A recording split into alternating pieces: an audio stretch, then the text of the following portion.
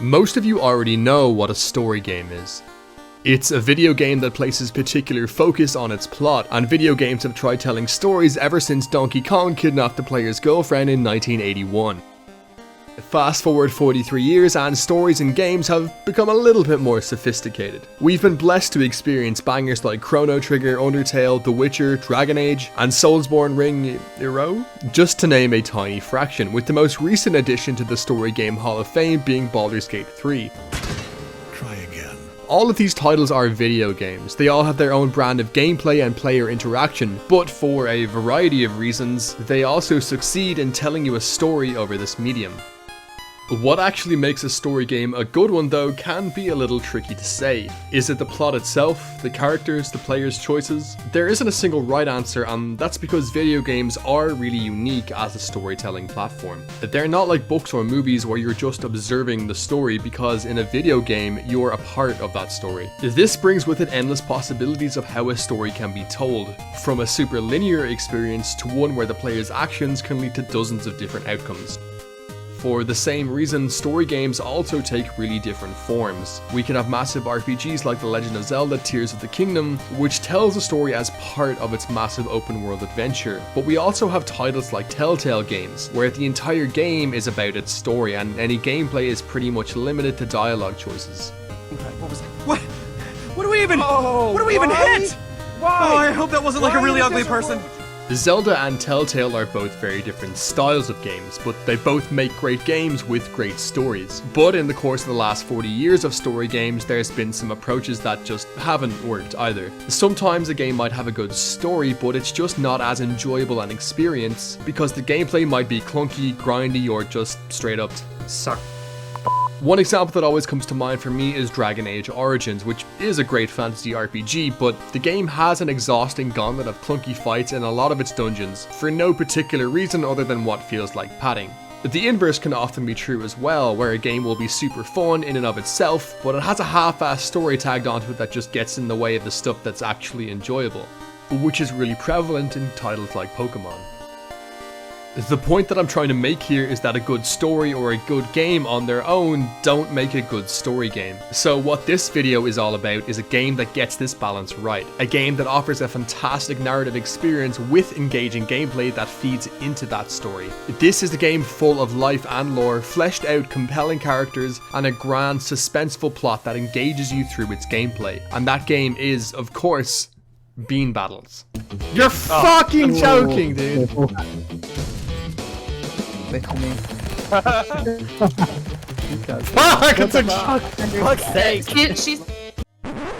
But through the course of research, it became pretty apparent that it would take dozens of hours to break down the complexity of Bean Battles as a narrative masterpiece. But we've got a pretty good backup game we can look at instead. The Banner Saga. Stoic Studios released this little number back in January 2014 to glowing reviews as a unique, story-driven tactical RPG, and it was the first of a trilogy, with the Banner Saga 2 and 3 releasing in 2016 and 2018. I picked up the Banner Saga for the first time when it was free on Xbox Live way back when, and I fell in love with the game's setting, characters, and style of storytelling, so it's become one of my all-time favourites ever since.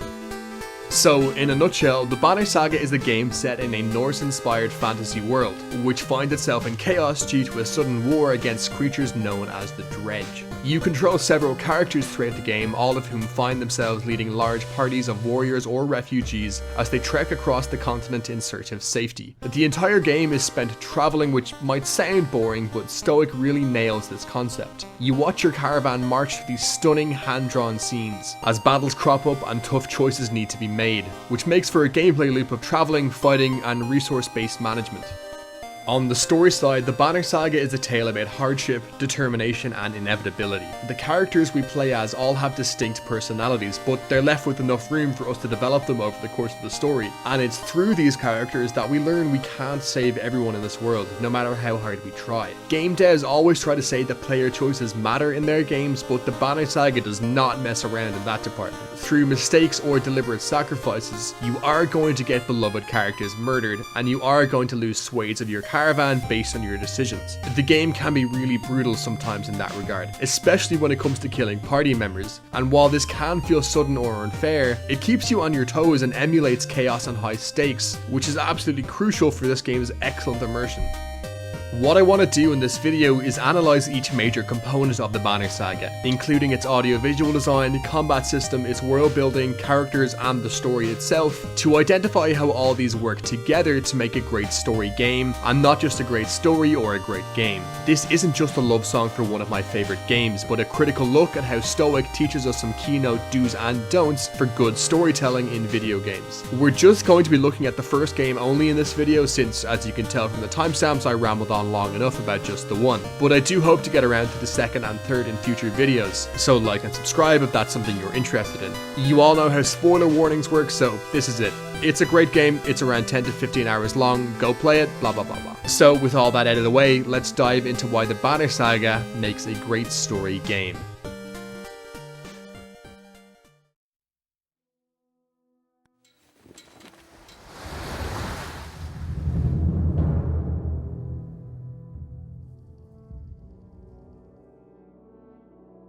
I thought a lot about how to structure this video, and I figured the best way to get the ball rolling and get a taste of all that the Banner Saga has to offer is to look at its opening act. Not only is this a smooth transition into an analysis, but it's also important in its own right. When you're telling any kind of story, it doesn't matter how good it is if you can't convince your audience to stick around to enjoy it. This is especially true for video games when you can just refund it on Steam if you don't like the first 2 hours. So let's take a little look-see at how the Banner Saga draws you in. The Banner Saga first opens as a black screen solidifies into the shadows of trees, and we're greeted with the 2D perspective of a travelling caravan leaving a forest. The woodlands give way to rising snowy hills and distant mountaintops, and a guarded bridge and a lighthouse are the first signs of nearby civilization. These scrolling 2D panels are swimming with beautiful hand-drawn details. We'll get into the art a little bit later, but this game is really gorgeous, and that's one of the things it's famous for, especially when you consider the fact that the world mostly isn't generated or asset painted. It's painstakingly drawn, so you can really feel the love that goes into making it, and it works to capture your attention right from the get-go.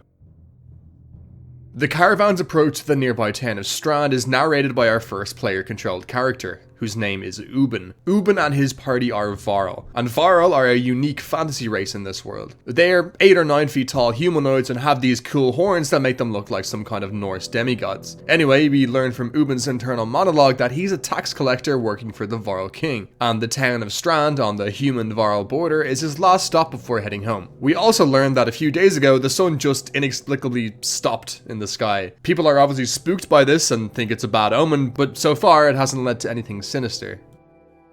As we pull up to the gates of Strand, we get a cutscene that gives us a closer look at the Varl as they tower over the local humans, and one of the guards tells Ubin that the town's governor is under attack in the Great Hall from some rival clan. Since Ubin can't collect taxes from a dead governor, his party smashes their way into the Great Hall to rescue the governor mid-battle, which throws us into the combat tutorial.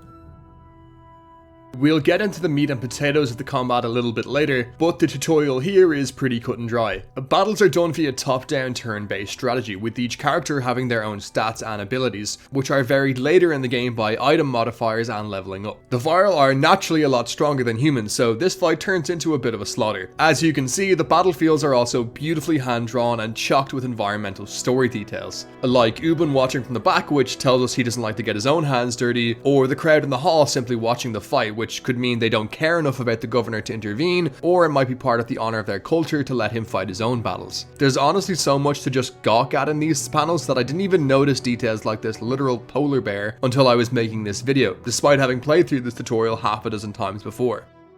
After putting down the uprising, we get another voice-acted cutscene where the governor laments that infighting like this is pretty common. According to him, now that humans and Varl no longer have something called the Dredge to fight, they turn to fight each other. The governor says that the clan that tried to kill him are called the Skalfings, and he asks for Ubin's help in hunting down their survivors in exchange for double the usual tax. This brings us to the next part of the tutorial, which is, I would call it text-based interactions, but that seems like a major undersell. Because in the Banner Saga, you spend a lot of time talking to people or investigating things, which happens in interfaces like this or this. We start off by meeting Eirik. He introduces himself as the governor's steward, and his boss has told him to help us find the Skalfings. He comes off as a pretty shrewd guy who has the governor's back and knows the ins and outs of Strand, which he promptly proves by helping us interrogate a local merchant to find out that the Skalfings have taken shelter in one of the town's taverns. This leads to our second combat encounter as we storm the tavern to put down the Skalfings. This one is fractionally more challenging than the tutorial and lets us control some human characters like Eirik this time instead of just Varl. The interactions with Eirik here is where the game really starts to show off the brilliant liveliness of its writing, and how it makes even minor characters feel like actual characters instead of mindless NPCs.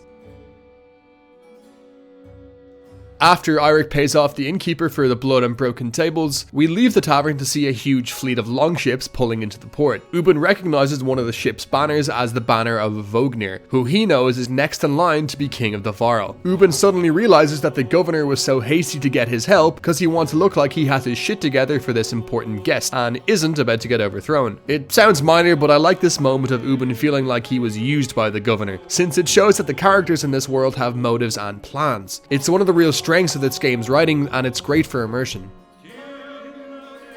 Eirik asks Ubin for one more favour. He wants us to stall the guests at the docks while he makes sure all the bodies have been chucked out of the governance great hall, so we oblige. At the docks we run into Vognir himself, and the writing makes it clear that the two characters know each other. It turns out that Ubin is really old even for a Varl, whose lives have no natural end, and he remembers Vognir as a little fella from back in the day. Vognir seems like a noble but down-to-earth warrior, and he's accompanied by his second-in-command Håkon, who fits more into the unfiltered to the point character archetype. I've always loved this interaction between the three Varl because, even though it's brief, the writing of the dialogue conveys this wealth of history and sets up this vibe of grizzled camaraderie that'll become pretty familiar for the Varl as a whole as the game goes on. Quick side note here, but since we've thrown around a few Norse names, it feels like it's worth pointing out that if you're not a Scandinavian, it can often be really hard to tell how these names are actually pronounced based off their spelling alone. My good Danish friend Julius has been kind enough to tell me how to properly pronounce some of this stuff, so if any of it is wrong, I'll include his name, home address, and bank details in the description for you to reprimand him. We learn from Vognir that he's returning from a diplomatic mission from the human capital, and in order to seal an alliance between man and Varl, Vognir is escorting a young whippersnapper named Prince Ludin to the Varl capital. It becomes pretty clear that neither Vognir nor Håkon think very highly of Prince Ludin though. The Varl capital, which is called Grofheim, is incidentally where Ubin is also going, so we agree to travel there together tomorrow. Vognir goes to speak to the governor, leaving us with one last bit of the tutorial. On this overview of Strand, we have the option of heading to bed or speaking to Håkon or Prince Ludin. The game gives us these opportunities throughout the journey, and while they're optional, they're pretty essential for learning about the game's many characters. We can introduce ourselves to Prince Ludin, who lives with the Håkon's description with his dismissive arrogance, which is in stark contrast with the Varl, who definitely aren't humble but are more grounded. We can also join Håkon for a drink, who doubles down on his general disdain for humans and makes no secret that he doesn't like playing babysitter for Ludin.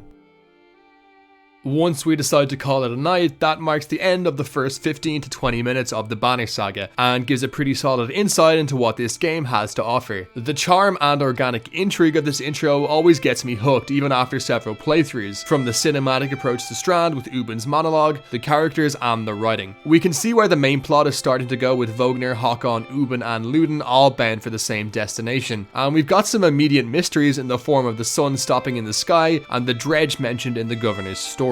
In particular though, I think the writing really sells itself here, which is obviously the most important part in a game that's largely text-based. It just does a stellar job of portraying the vibes of characters without going into excessive detail, and makes each scene genuinely feel really lively. All told, the Banner Saga opens up pretty strong on all fronts. It leaves a trail of crumbs for its main plot, but perhaps more importantly, it grounds that plot in an interesting world populated by interesting characters. It does set the tone in that there's obviously a lot of reading and attention to detail in this game, so it's definitely not a kind of turn your brain off after work type of experience, but that should hardly be surprising. So with all that said and done, let's start taking a look individually at the game's components that work together to make it a wholly satisfying story game.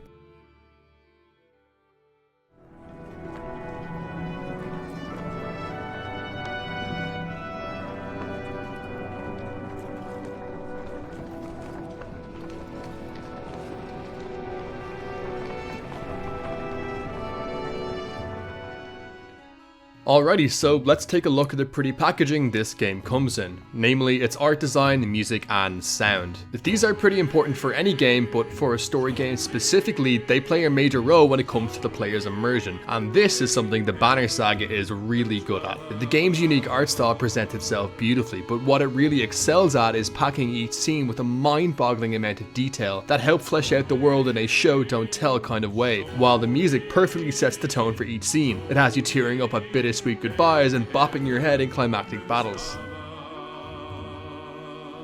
So we can start by taking a closer look at the art. The game's unique style is hand-drawn with a whimsical fairy tale kind of vibe, which infuses a lot of beauty and natural mystery into the world. This style is directly inspired by the works of the artist Eyvind Earle, and it's pretty cool because it feels at once both minimalist and insanely detailed. This is often because of the high contrast that scenes are put together with, like the intricate and eye-catching godstones set against sparse environments. The same principle goes for a lot of character models. I have to be honest and say I didn't even notice that these models weren't properly shaded until a friend pointed it out. This might be because I have the artistic inside of a plank of wood, or it might just be because it's a really smart design. It doesn't feel odd because each character is given distinctive features like scars, jewelry, or horns to feel unique, and again, eye-catching. Stuff like the unkempt but crazed expression of Ekel, the serene calm but weary eyes of Juno, and the regal sturdiness of Jornder are all great examples of this, because these tell you a lot about these characters just by looking at them. This contrasting minimalism is a smart way to fill a lot of space in the open wilderness, but individual locations like towns and battlefields are where the artists really get cooking. You can spend ages scrolling through vistas like Ridgehorn or Bowersgard, and these panels tell you so much about these places just by looking at them, instead of text dumping in a dialogue box, and that's the real beauty of the Banner Saga's environmental storytelling. As for non-city locations, the art likewise excels at making the wilderness feel vast and emulates the feeling that your caravan is really travelling dozens of miles. The fact that you get to see so much of the land you pass with minimal cuts, and the fact that this isn't boring, is a feat I don't think many other games, if any, have really been able to pull off, and it's part of what gives the Banner Saga its unique character. Of all the art scenes though, the battlefields are probably the coolest. Between dead bodies, besieged walls, or clashing soldiers, not only do they look cool as fuck, but there's also a lot of environmental storytelling going on here too. Whether this is a character watching a fight in the background, or foreshadowing enemies that you won't fight until a bit later, seldom is a battlefield ever described in a dialogue box, because the art tells you more than the text ever could, and that's only in a few seconds worth of looking. The contrast of simplicity and detail achieves this really immersive synergy. When your caravan is marching through a pale snowstorm across rugged wilderness, their banners streaming overhead and the soundtrack droning, it really does pull you into the shoes of your character.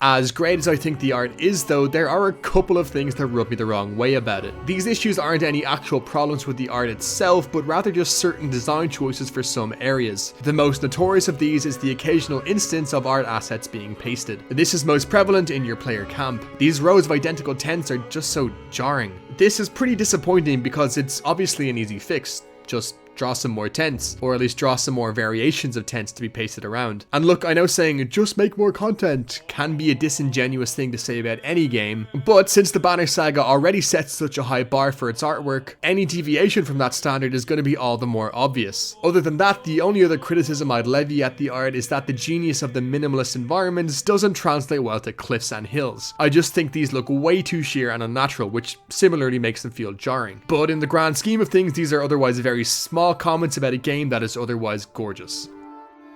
Overall, the art really is one of the unique selling points of the Banner Saga and the cornerstone of its peak immersion. This, of course, goes hand in hand with the game's soundtrack, composed by Wintory and which has been playing in the background. True to its inspirations, all the tracks have this distinct Norse feeling with lots of Icelandic vocals, powerful drums, and proud trumpets.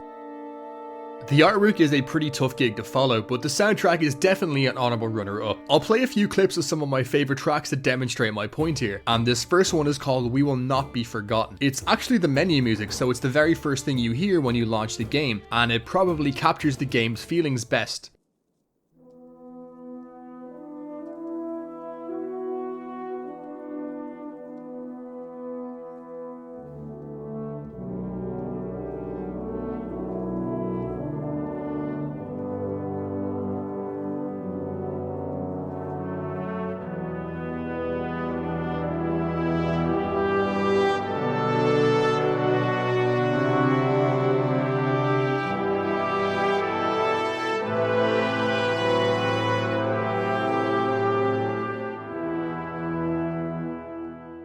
It has this vibe of grim resolve, like you're facing dire odds but keep marching forward with a flicker of hope, and that's probably the best way you can describe the game, so this one is pretty sick. This next one is called The Siege of Boersgard, and it doesn't actually appear on the official soundtrack, which sucks because this one is also a banger.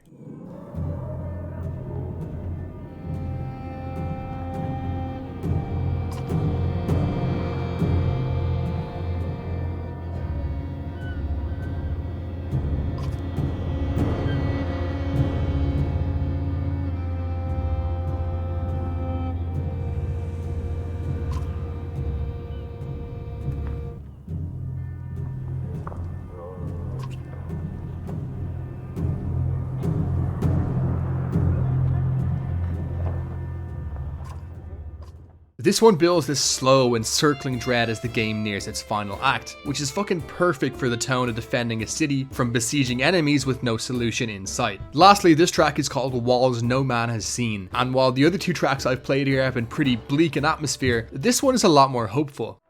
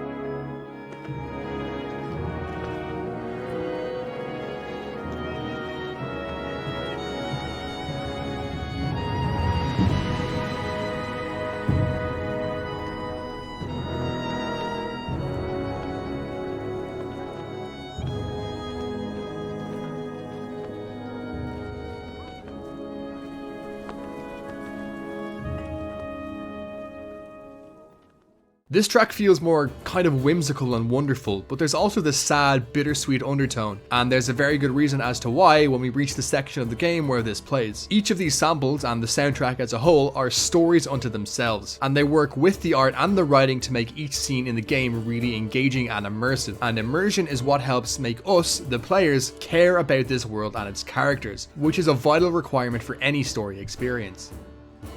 The sound design in the game obviously isn't just the music, so let's turn to the ambient sound design real quick. While ambient sound might be a minor detail for a lot of people, I think it has its own really important role, especially in a game that's mostly text-based. And that's something Stoic thankfully realized when they were making the Banner Saga. With the creaking wheels of your caravan, the flapping of banners in the wind, and swords clashing in battle all really help bring a scene to life. These are the kind of details we normally take for granted, but in their absence we really do notice the lack of polish and how much they help add to the game's immersion. I should also touch on the voice acting. I've already mentioned that the vast majority of the game is text-based, but there are a few short voice-acted scenes. These are so infrequent that it's really hard to judge them as any major component of the game, but even though they're few and far between, they're pretty useful for giving perspective to how some of these characters sound and fleshing them out. Dread grips me as we approach Grofheim. None of us expected to see a city unscathed. But what we find steals the very breath from my lungs.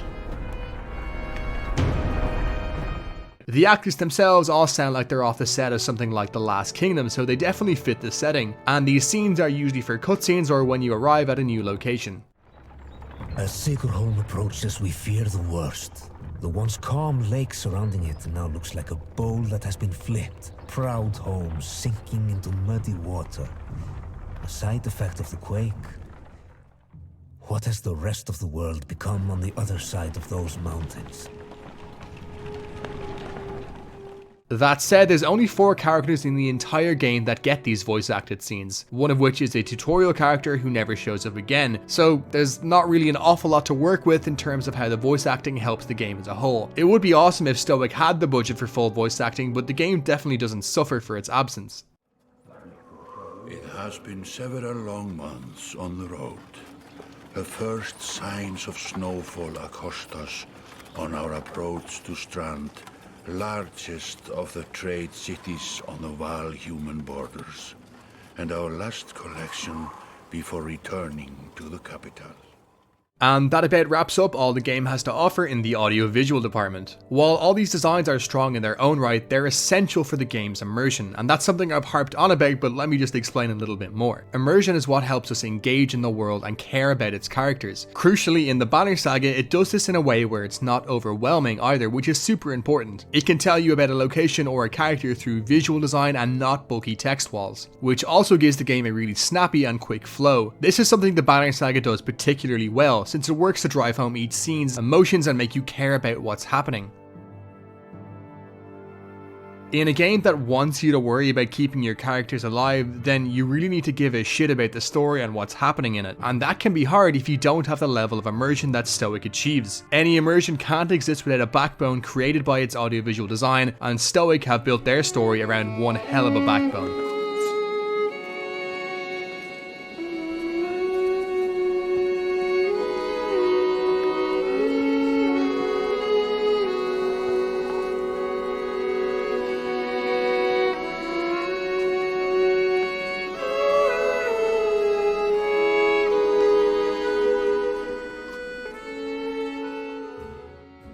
Conflict is the mother of all stories. There's no Harry Potter without Voldemort, Ocarina of Time without Ganondorf, or Scooby-Doo without Scrappy-Doo. Broadly speaking, most stories are driven by the dynamic between a protagonist, which is usually you, the player, and an antagonist. And an antagonist doesn't even need to be a person or a group either. Particularly in more open survival games, your foe is often something like the harsh wilderness, which is used to amazing effect in games like Don't Starve. While conflict doesn't always have to take the form of combat, it usually does, especially in games. And developers have put tons of different spins on their approaches to conflict and combat over the years. Sometimes you can choose to be the antagonist yourself, and sometimes the game incorporates your conscious decision not to fight at all. And in games like Undertale, this is used to alter the story's entire course. What's really important is that combat fits into its story. What I mean by this is that an anti-war story would be done a disservice by combat that encouraged inconsequential killing without ever really reflecting on that. A good example of a game that links its gameplay with its story super well is Death Stranding, which discourages you from killing enemies because in that game's lore and gameplay, dead bodies can, well,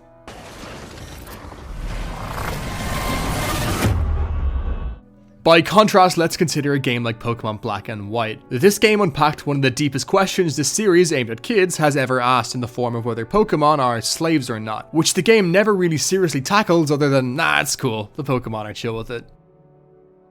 As for the Banner Saga, the game doesn't shy away from battles, but its fighting is pretty integral to its wider story. You often get a choice of how to approach battles, which includes whether to fight at all sometimes. Unlike Undertale though, there's no pacifist route in this game, because if you choose to be passive when you should be aggressive, then people will just take advantage of you as a result. The inverse can be true sometimes too, so it's about picking your battles and trusting your instincts. Some choices like these are really challenging too, like whether or not to pillage an innocent farm so you can feed your starving caravan. There's a bunch of other variations too, like what formations you deploy which affect enemy strength and positioning, and whether to disengage or not after fighting a wave of enemies. Overall, it feeds into the game's themes of making tough choices as a leader, which puts you right in the shoes of the characters that you're playing as.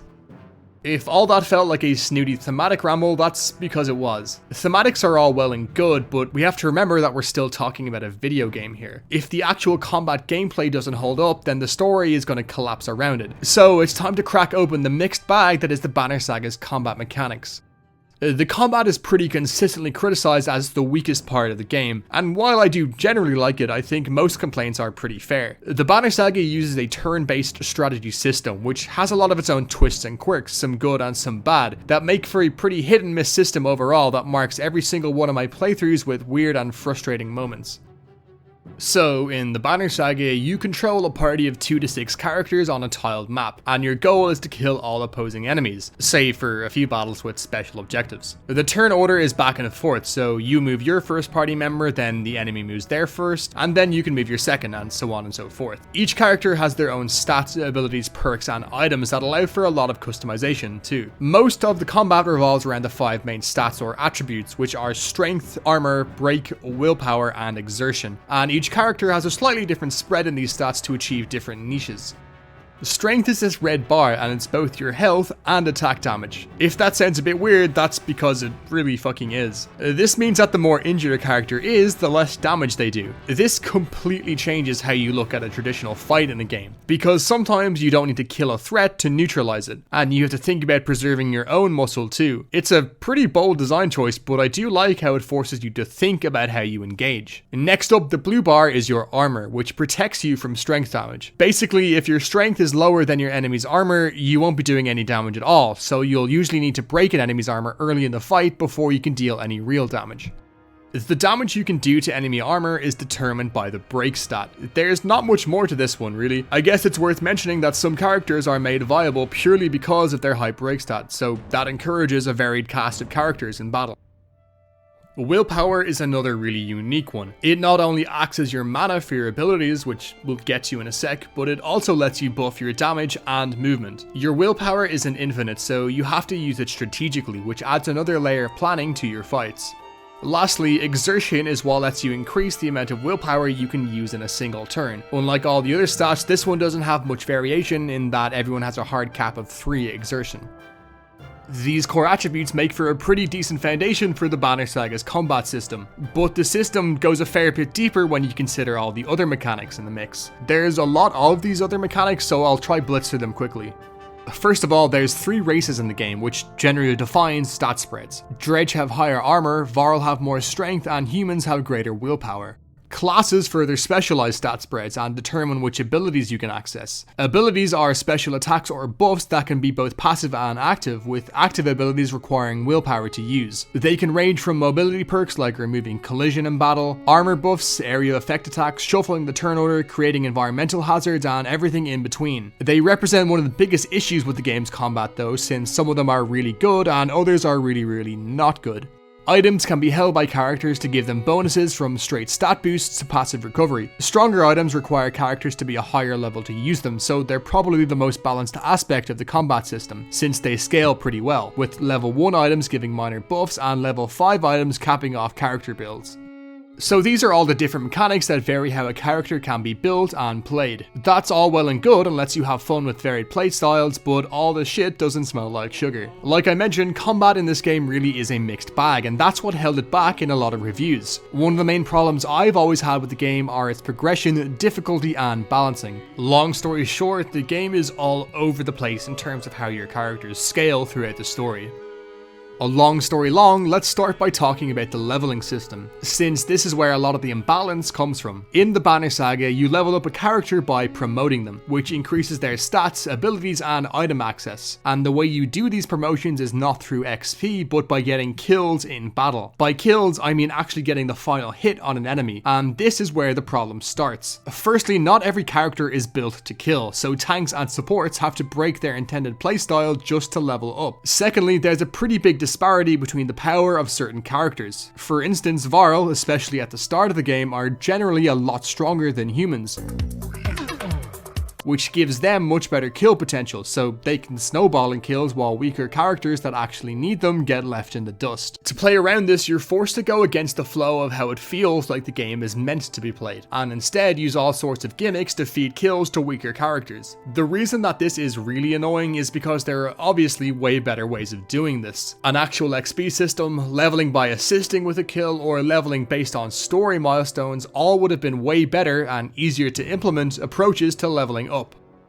On the topic of balance, let's talk about the difficulty. You can play the Banner Saga on easy, normal, or hard, and there's pretty drastic differences between each of these, mainly in the form of the amount and power of enemies you'll face. Most of the time when a character dies in battle, they'll become knocked out and injured, which debuffs them for a number of in-game days. But one of the main challenges posed by higher difficulties is that the injury cooldown becomes crazy long.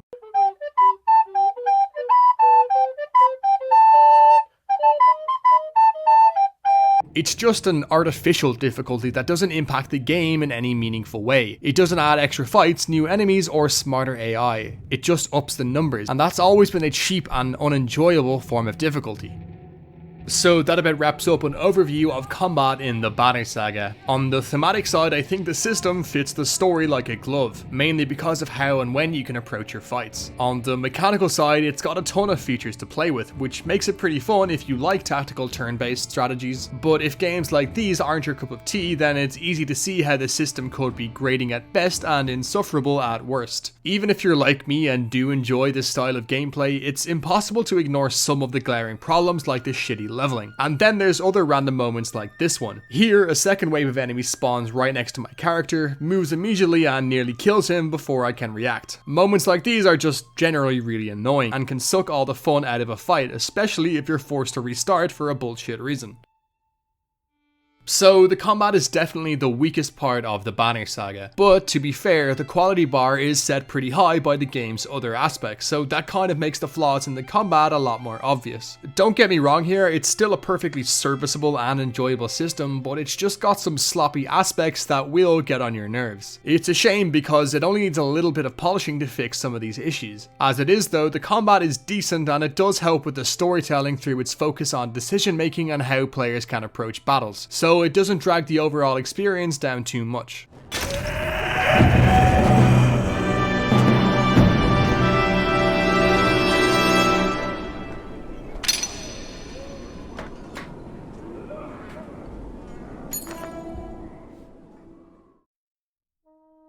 The other major gameplay aspect of the Banner Saga is traveling. It might sound a little odd to call this a major aspect of any game, but it's actually something Stoic do pretty well, and it definitely plays a big role in making this story game a good one. When I say traveling, I'm not talking about how it might work in an open world game where you physically control your character as they move from A to B, because in the Banner Saga, your traveling interface looks like this.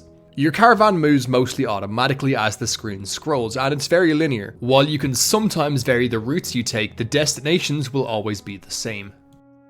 While the Banner Saga is not an open world, it faces the same challenges in terms of how to make its world feel alive and interesting, because a boring world will make for boring traveling. In open worlds, developers tend to do this by filling their map with an abundance of collectibles, designed to catch your eye as you travel between locations. More often than not though, they tend to go overkill by shoving side content that nobody really cares about down your throat. Some of you are probably familiar with the term Ubisoft syndrome.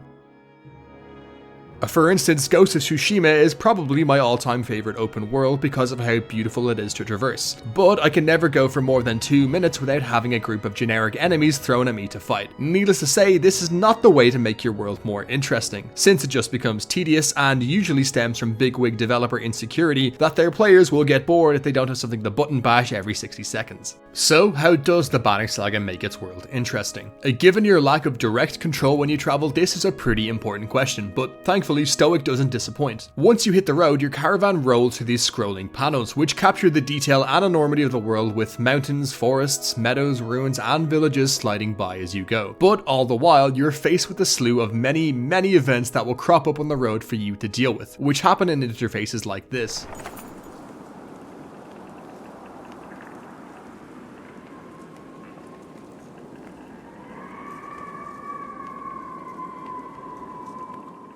Some of these events are scripted and some of them occur randomly, and they can range from high stakes encounters that might lead to dozens of deaths to something much more lighthearted. These text-based interactions are where the Banner Saga's writing shines once more though, because they can create a real immersive tension that's more engaging than any open world collectible. I'll give you an example to chew on. Your caravan sent out a party of foragers to gather food earlier in the day. They were meant to return hours ago, but there's no sign of them, and people are starting to get worried. Your options include A. Stop the caravan and dedicate all your manpower to searching for them. B. Send out a few search parties. C. Light a signal fire in the hopes that the foragers will find you. Or D. Just forget about them and move on. Something you'll quickly learn about the Banner Saga is that there is seldom ever an obvious right answer. There's even one puzzle in the game where the solution is to stop trying to solve it. In scenarios like this, for all you know, the missing foragers might already be dead, so spending time searching could just waste valuable time and resources, and lighting a signal fire could attract enemies instead of friends, or maybe you'll find them all alive and well. There's no way of knowing what the right choice is, or if there even is a right choice, which the Banner Saga leverages as a fantastic way of creating tension.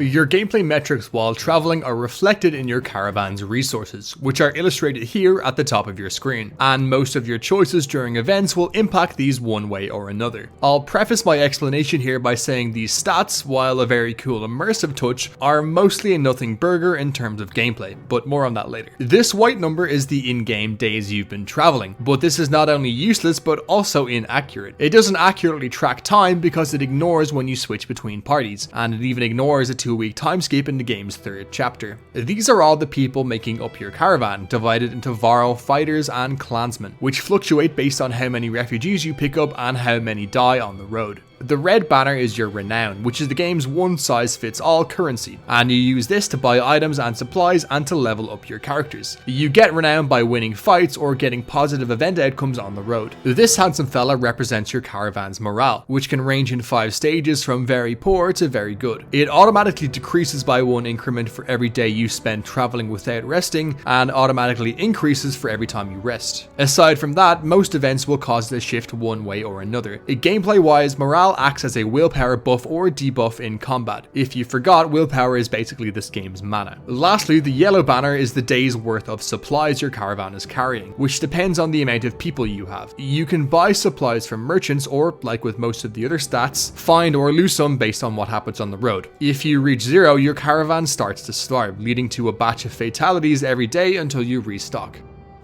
All the events and incidents on the road are one of the standout features of the Banner Saga, especially in terms of how immersive they feel, but that's where my praise is going to end. I mentioned a minute ago how a lot of these are nothing burgers, and that's because most of the caravan resources are mechanically meaningless. The resource-based system is great conceptually, but it fails to really have any tangible gameplay impact. Time, like I mentioned, has actually 0 impact. Your people come only into play in very niche war scenarios where you face off against an enemy army, but there's only maybe 5 or so of these and you don't need the numbers to win. If you run out of supplies and start starving, there's no consequence for letting a bunch of people die, and like I just mentioned, you don't mechanically need these people either. Even with low morale, the willpower buff is negligible enough that you might not even notice it in a lot of fights either. The only real exception is renown. Because you never have enough of the currency to buy everything you want, you're forced to be strategic with your investment of it, which fits the game a lot better than the other stats and makes it a lot more important. You could argue that we don't need the gameplay connection to support the story and that these statistics are purely there for narrative flavor, which sure, makes sense. We invest ourselves in other media like this all the time. On the other hand though, when you link a gameplay feature to a story element, you create expectation that the two will actually correlate. Your resources are an embodiment of the game's tension while you're traveling, a constant reminder of all the balls you have to juggle, and this draws you into the character of someone who's been forced into a leadership role in this chaotic setting. But once you realize there's very little repercussions from ignoring these statistics, that tension just... Consider the Varl for a second. The game wants you to care about keeping these guys alive because, as we learn over the story, their species is nearing inevitable extinction with each and every death. This is a really compelling factor if you're invested in the story, and that investment, while carried by the writing and characters, is held back by the fact that you can cause the death of every Varl in your caravan and no one will bat an eye. The same goes for all the other stats. You can starve your caravan every day, piss in their food, sleep with everyone's mom, make them listen to Taylor Swift, and there will be no effect in the story at all. Don't get me wrong, the quality of the Banner Saga as a story game doesn't hinge on this, but it definitely does take a toll on the gameplay side. Remember, a good story game relies both on a solid narrative and interconnected gameplay, and the fact that the developers specifically implemented this system as an omnipresent feature and failed to really make it impactful does cast a bit of a pall. So what could Stoic have done instead? If the issue is that the resource management isn't dynamic, then the solution seems pretty straightforward. Implementing impact doesn't need to be in a major way like affecting the outcome of the story, but shaping your character and their journey is a no-brainer. Here's a few hypotheticals to give you an idea of what I mean by this. The obvious first port of call is to have characters actually acknowledge how you're running the caravan. This is brought up a few times during the game, but it's based around the main character's development and doesn't actually correlate to your stats. So it would be pretty refreshing if party members reacted to your success or failures, from people praising you to others maybe even abandoning you. Incorporating time could be a cool dynamic feature. If it takes you over a certain amount of days to reach a location, for example, an enemy faction might burn it to the ground before you get there, robbing you of a place to rest and resupply. You could find a shortcut off-road leading to your next destination quicker, but unless your caravan's morale is high enough, they might not have the stomach to risk cutting through the wilderness on your whim. There are a couple of scripted instances of people leaving your caravan, but not due to your resources, so that seems like a low-hanging fruit for incorporating their stats. An exodus of Vara would be an obvious one at a certain point if you've not kept their population above a certain threshold. As a slightly bigger example, some clansmen could break away from your caravan to form their own because of your poor leadership, and try to take some supplies with them. So, do you let them go or put down their insurrection to drive them off? Whatever you choose, you might encounter these defectors later in the game and find out that their caravan has actually grown pretty strong, proving that they were better off without you all along. So there's 5 examples of how this system could be brought to more meaningful fruition in just a few minutes. But with that said, I still do really like the travelling experience in the Bani Saga, mainly because of how well written and engaging the events are. And every time I play through the game, I always try to manage my resources as best I can, despite knowing these stats don't have that much effect. So that's a testament to how well the system works despite its flaws. How all that contributes to the Bani Saga as a story game is pretty clear. Far more than the combat, the travelling is totally instrumental in placing you in the position of your character, grounding you in the harsh tension of this world and creating this palpable atmosphere. As I've said a couple of times now, it's much easier to care about the story that's being told to you if you're invested in the world and the characters, and the travelling mechanics, for all their flaws, do represent a critical part of that in the Bani Saga. While the resource system ultimately feels unfinished and undynamic, it's not a huge drag and makes for a suitable dressing for consequences on the road. But at the end of the day, it is nothing more than a dressing.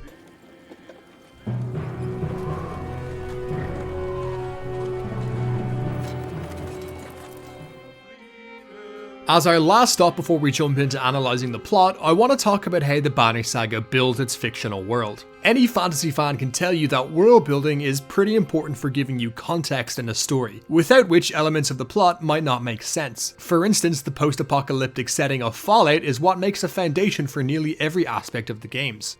Give me the naughty nightwear. World building isn't just the setting, but rather how the setting and all its characteristics are conveyed to us over time. The challenge with world building, though, is striking the right balance of pacing. For example, exposition dumping is a common instance of bad world building, where you're bombarded with way too much information way too quickly. You probably aren't invested enough in the story to take it all in yet, and even if you wanted to, you might struggle to remember it all. So when it comes to world building, digestible is a good standard to work with.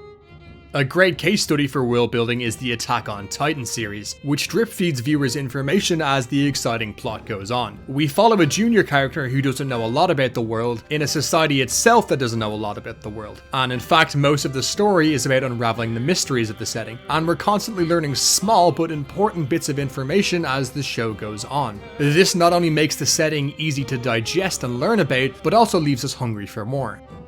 As for the Bani Saga, most of our world building comes from dialogue, and aside from the tutorial cutscene, these are all very small cues that build up the setting over the course of all 3 games. What I think is really smart about Stoic's approach is that they built their world in a way where you can engage with all the lore and learn as much about the world as you want, but you can also choose not to and still enjoy the game regardless. So it tailors for both casual and sweaty players alike. This is because at its core, the Bani Saga story is blissfully simple. Get the people you care about to safety, and when you throw in well-written characters, this is a premise that will resonate no matter what setting it's in. What the setting actually does is make the experience a lot more engaging, and one of the best ways it does this is through the world map, which is a lot cooler than you might think. It's a parchment depiction of the known world that you can open up at any time, and at first it looks pretty standard, but you see all these place names? The towns, the roads, the mountains? You can click on every single one to get a short little paragraph about it, no more than a sentence or two. If you pan through the map and click into more and more places, it starts to weave a history of the world. You can learn that the Dredge were once genocided long ago. You learn about the political makeup of human society and how each of the world's regions came to be settled. To me, it's always felt like a really genius way of portraying all this information, mainly because each description is so bite-sized and you can explore the map at your leisure at any time. So if you hear some interesting place name mentioned in dialogue, you might end up taking a look for that place on your map, which in turn can give some interesting context to that initial dialogue. It's a perfect but simple solution that basically lets you tailor the amount of world building and lore you want to engage with. As a side note, the map also demonstrates how much love and attention went into this world, because despite its size, you'll never visit the vast majority of these places, even in the Banner Saga 2 and 3, but they all play a part in making a seamless and realistic world. I just think it's really awesome and obviously a labor of love. For a genre that's always faced the challenge of the right balance for good world building, the Banner Saga's approach is definitely a really cool and unique one. When some place or event is mentioned in dialogue, the characters don't stop to spend 10 minutes inorganically explaining it to you, instead allowing for you to later find some info on the map about it instead, if you want to. It might sound trivial, but I really do think the Banner Saga's world building is one of its most robust features, and can definitely teach some things to other RPGs, especially lore heavy ones.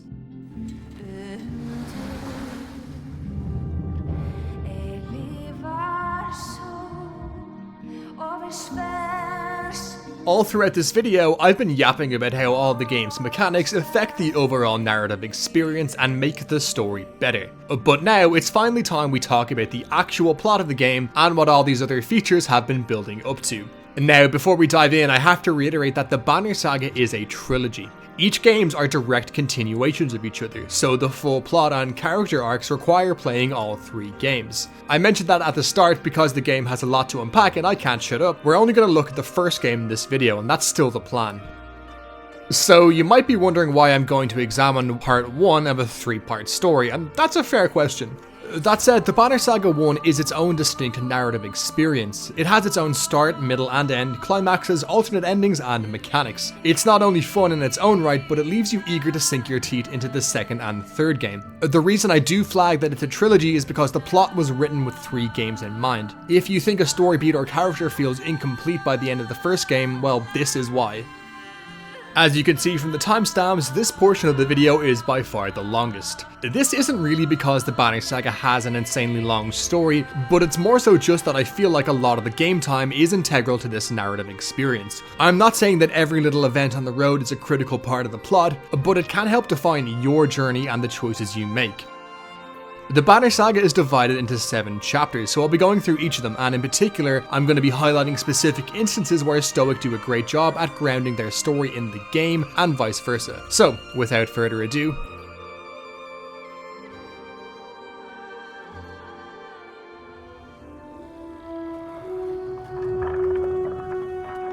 Að sjá dreggjana á ferli neðanbor. It has been several long months on the road. The first signs of snowfall accost us on our approach to Strand, largest of the trade cities on the Val-human borders, and our last collection before returning to the capital. Several days ago, the sun simply came to a stop in the sky. Though during these long winter days, none of us can be certain how long it has been this way. Some of the men in the caravan have taken it as a dire omen.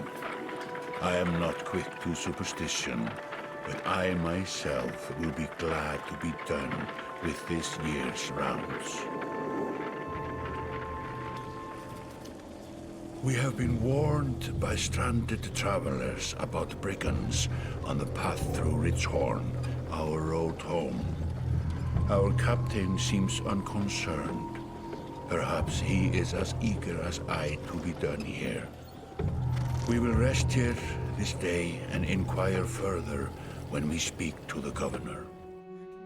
We've already gone over the first half of this chapter when we examined the game's tutorial, so here's just a brief refresher. We play as the Varl Ubin, who works as tax collector for the Varl King and is collecting tribute from the town of Strand on his way home. As we arrive, we find out that the governor is currently under attack from a rival clan, so we ride to his rescue and save the day. We're not a minute too soon either, because an important party passes through Strand. A combined fleet of humans under the banner of Prince Ludin, next King of Men, and a Varl under the banner of Vognir, next King of Varl.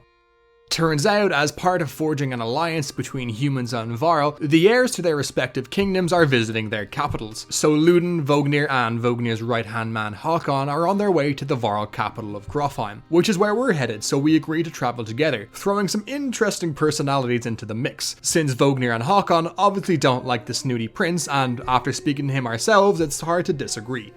So the next morning, Ubin finally collects the governor's taxes and leaves Strand with a much bigger party than the one he arrived with, now consisting of over 300 Varl and 100 of Prince Ludin's bodyguards. On paper, the journey to Grofheim is a simple one, and the journey starts off pretty routine. We get familiar with the travelling interface for the first time, and it's not long before we reach Vetterfell, a small community of outcast farmers who at first think we're here to help with some kind of cattle problem they've been having. Missing cattle strikes Ubin as odd, but we don't have long to dwell on it. Not long after, Vognir goes to look around the village and we hear the sound of fighting in the distance, and there's a panic when the group realizes Prince Ludin is nowhere to be seen. Our perspective suddenly switches and we find ourselves controlling Prince Ludin in battle.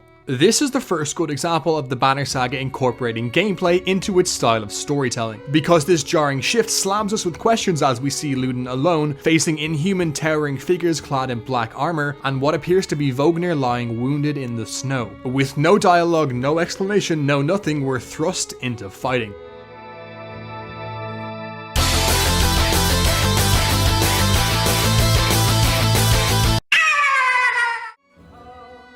Ludin, absolute unit that he is, can get a single hit off before he's knocked out. It's then that some Varl led by Hakon charge into the scene and recognize these foreboding figures as Dredge, ancient foe of man and Varl both, and the same creatures mentioned in the governor's story back in Strand.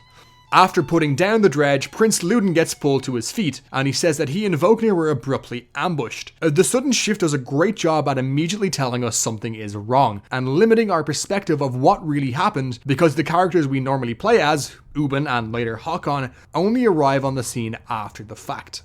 When Hakon goes to help Vognir, he confirms that the heir to the Varl is dead, and Chapter 1 comes to an end. So, like I said in the first impressions section, Chapter 1 shows off all the Banner Saga has to offer, from its art, atmosphere, setting, and characters, all of which it does well. The tutorialness of this chapter might make the pacing sound slow on paper, but I don't think that's the case when you actually play it. We get a whole trail of breadcrumbs for the plot, from the governor mentioning the Dredge to Vognir's sudden death at the end. It's a lot to keep you engaged and interested, both mechanically and narratively, and it transitions well from easing you into the world to setting up the main plot.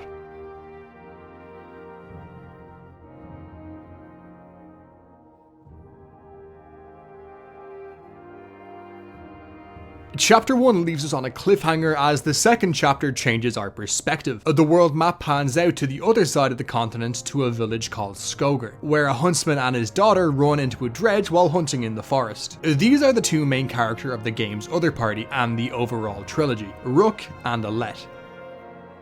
The duo take the lone Dredge down, an ordeal which leaves poor Alette very stressed, before they skedaddle back towards the village as they spot more Dredge in the distance. It's immediately clear that the Dredge have come out of nowhere, which gives us an immediate mystery to solve. Back in the village, Rook tracks down his friend Eivor. Eivor is a Varl, and the only one in the village since Varl don't normally live in this part of the world. He's also a veteran of the Great Wars against the Dredge from long ago, so he's Rook's first go-to about the current situation. We find Eivor training one of the village boys named Egil, who the game makes it immediately clear is crushing on Alette, and Eivor is likewise stumped as to how the Dredge could have appeared here without warning from the Varl border forts in the north. While that mystery hangs over us, we have to deal with the immediate threat of the nearby Dredge. So, as panic spreads throughout Skogar, we raise the call for all villagers to shelter in the Great Hall. Rook and Ivor decide to fight some Dredge to buy time, and we can choose whether or not to let Alette join us. This is the first of many choices we'll get to make to figure out what kind of father and person we want Rook to be. This is cool because while the game hasn't given us a totally blank character to make our own, it does give us one with its own past, history and personality, but allows us to develop him throughout the story. Anyway, if we let Alette fight, Egil also sticks around to protect her, which makes the ensuing fight a little easier.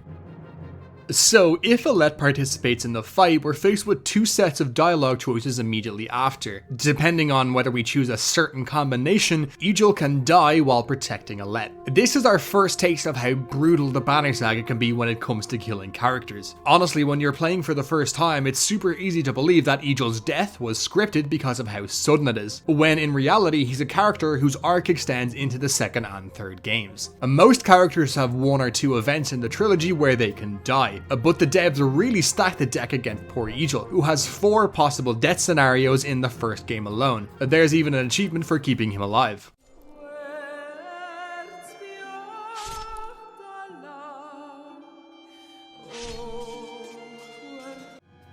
Anywho, we learn a little bit more about Rook and Ivor as the former confronts the latter about how he's always been tight-lipped about the Dredge. So Ivor reluctantly tells us some of what he knows. Which basically amounts to, well, yeah, we're kind of fucked. When Rook asks how the hell did the Dredge get defeated in the Great Wars, Ivor ominously tells us to ask the Menders. I guess we'll have to find out what that means later. For now, Skogar's Great Hall is packed with panicked families, and the Dredge don't show any sign of slowing down. We meet the village chief and his wife Oddleif, who seems like a bit of a mother figure to Alette, and Ivor and the chief get into a disagreement about whether to fight off the Dredge or skedaddle, and it falls to us to decide which one to go with.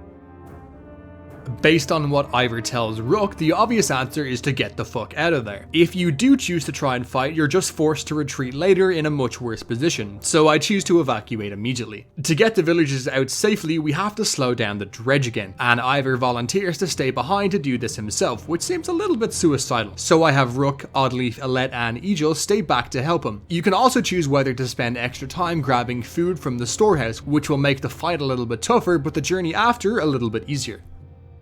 We finally hightail it out of the now abandoned Skogar with the Dredge on our heels. It doesn't take us too long to find the villagers down the road, but they ran into some trouble of their own, since they're carrying wounded and dead. In most playthroughs, the chieftain is among the slain. This event doesn't really matter because otherwise he gets injured and dies a little later. I'm not exactly sure what the trigger for either outcome is, but either way, the caravan is now leaderless. People start looking up to Rook and Ivor to tell them what to do, even though neither of them have any kind of experience as leaders. It falls to us to start calling some shots as our wounded caravan lumbers up the road, such as what to do when we get too spread out. It's not too long before our caravan of refugees take shelter at Hridvaldur's Godstone. This is one of many godstones throughout the world, which are enigmatic and beautiful monuments erected to the dead gods of the world, with Hridvaldur being the patron of hunters, and that obviously suits this wild and forested region. At the Godstone, Ivor insists that he can't lead the caravan because he's a Varl, and pushes Rook to do it instead. The writing is great here for 2 main reasons. Firstly, it manages to subtly highlight that Ivor is very clearly afraid and deflecting that kind of responsibility. And secondly, I love how he tells Rook to lie to the caravan and tell them that everything will be fine. There's a real brutal honesty to this conversation because there's no heroics and no posturing. The situation is fucked up and no one knows what to do. The caravan is weak, exhausted and leaderless. While the talk ends inconclusively, Ivor has this one line that really sticks with me. Humans are furious when they're not in control and terrified when they are. We spend a restless night at the Godstone, which we can inspect the next morning for a little bit of lore. Rook increasingly gets pushed towards the role of unwilling leader as a young girl offers him a gift for saving her mother in Skogar, which is one of our first combat items. The caravan sets its sights on Frostfeller, the nearest walled town, which should be able to hold off a Dredge warband. On the road, it continues to fall to Rook to make calls on stuff like whether to recruit a band of hunters, how to resolve a drunken brawl, and how to react to unearthing Egil's feelings about Alette. Sure, these are all very minor things, but they're an excellent platform to let us flesh out how we want to be Rook. We come across a village on the way to Frostfeller where shit seems like it's about to go down. Two twin brothers from the village, Hogan and Mogan, are trying to get people to evacuate to Frostfeller, but the local chieftain thinks it's some kind of trick and he's preparing to kill the two brothers for insurrection. We can come to the brothers' rescue, but this means killing innocents who are following the orders of their chief, which should definitely be a harrowing experience for our caravan, but we recruit the two brothers as party members alongside some more refugees if we do. Otherwise, Hogan and Mogan get killed by their chief and we part ways with the village. As the journey to Frostfeller draws to an end, Oddleaf and Aled approach Rook to give him the banner of Skogar, which is meant to symbolically confirm him as the clan's new chieftain. As Oddleaf leaves Rook and Aled alone, we learn that these banners are actually really significant in this world's culture. They're incredibly long and sewn with threads that tell the story and events of the Skogar clan and every family in it. Seeking a moment of comfort, Aled asks us to read her the section of banner about our family. It's here we learn that Rook's wife died long ago. It's during this interaction that Rook has to justify himself to his daughter and himself for the first time, when she asks why we had to kill those men back in Hogan and Mogan's village, and how we decide which people have to die for the greater good. It's a really compelling scene, especially off the back of our talk with Ivor at the Godstone, and this marks the end of Rook rejecting the mantle of leadership. At last, the walls of Frostfeller come into view at the edge of a dried up lake, but it's clear this place isn't the safe haven we were hoping for. Not only are the gates shut tight, but we're not the first refugees to arrive. Hundreds of makeshift tents surround the outskirts, and the guards have seemingly shot anyone who gets too close to the walls. It only takes a few minutes to find out from the other refugees that the Frostfeller chieftain has locked himself inside, fearing a Dredge siege, and so with their one hope dashed, the Skogar caravan looks for Rook to decide what to do. With this tense droning soundtrack in the background, we get a few choices about what to do next, all of which are variations of bunkering down with the rest of the refugees or trying to get inside the walls. We can try to storm the gates, scout around the town, which leads to even more branching options. We can try negotiating with the guards, join forces with the other refugees for an assault, or just camp outside. The variation of what you can do here is pretty staggering, even if they're all just different ways of doing one or two things, but they all have different consequences too. If you camp outside, the chapter ends then and there. Hogan and Mogan get themselves killed if the other refugees attack without our help. If we scout the area and find a supply wagon heading inside, we can strike a deal with the wagon's captain, a dude named Onef, who will take us inside to parley with the chief, and otherwise we have a few different ways of attacking the place directly. If we do get inside, either through a direct assault, getting in with Onef, or sneaking through a water gate, we meet Ekkel, the captain of the town guard, who seems like a total nutcase. He tells us that the chief is actually dead and he's in charge, and even if we fought our way in, he'll let our caravan inside the walls if we agree to help defend the place. This is where the chapter comes to an end. Upon reflection, I definitely think Chapter 2 was by far the hardest for Stoic to write. After introducing the world and characters in Chapter 1, only to swap to a whole new set of characters in Chapter 2 was a bold move, but they pulled it off. Where Chapter 1 feels in hindsight a lot more grand with its royal characters, intrigue and setup for the greater plot, Chapter 2 is much more personal, from the perspective of woodland hunters and farmers who are forced to flee their homes and fight to protect their loved ones. While Håkon, Ubin, Ludin and the others from Chapter 1 do become great characters, their first appearance serves to set up the plot and the world. While the plot still progresses in Chapter 2, it's much more about relating to these characters so that we'll care about them and the plot as it moves forward. And we experience this through a father protecting his daughter, a boy who fights and may even die to protect a girl he loves, and an old Varl telling his friend he has to step up as the new chief, or it might mean the death of the entire clan. Stoic go from the macro picture here to the micro, and it does so to great effect.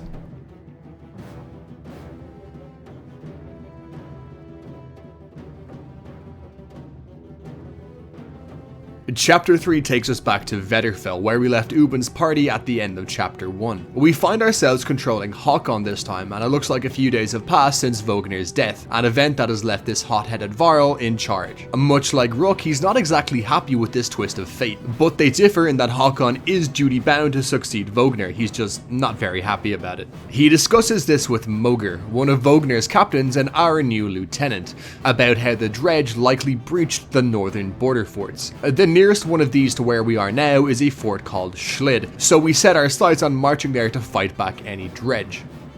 Håkon immediately demonstrates his impatience and short temper when Prince Ludin starts complaining about the situation. Ubin rightly points out that if anything happens to Ludin while he's in our care, it could mean war with the humans, so Håkon is stuck babysitting the snot-nosed prince. We can choose to send him back to Strand for safety against Ludin's wishes, but I choose to let him stay, mainly because this means we keep him and his army at our side. Just to establish some gravitas, it's worth noting that Ludin, who can die, has probably the most consequential death in the series, which massively impacts how the second game ends and the third game begins. Before we haul ass out of Vetterfell to see what the hell is going on in the border forts, we can talk to Ubin and Moger. Ubin tells us a little bit about Vognir, but this sort of serves to just underline the fact that his death feels pretty understated.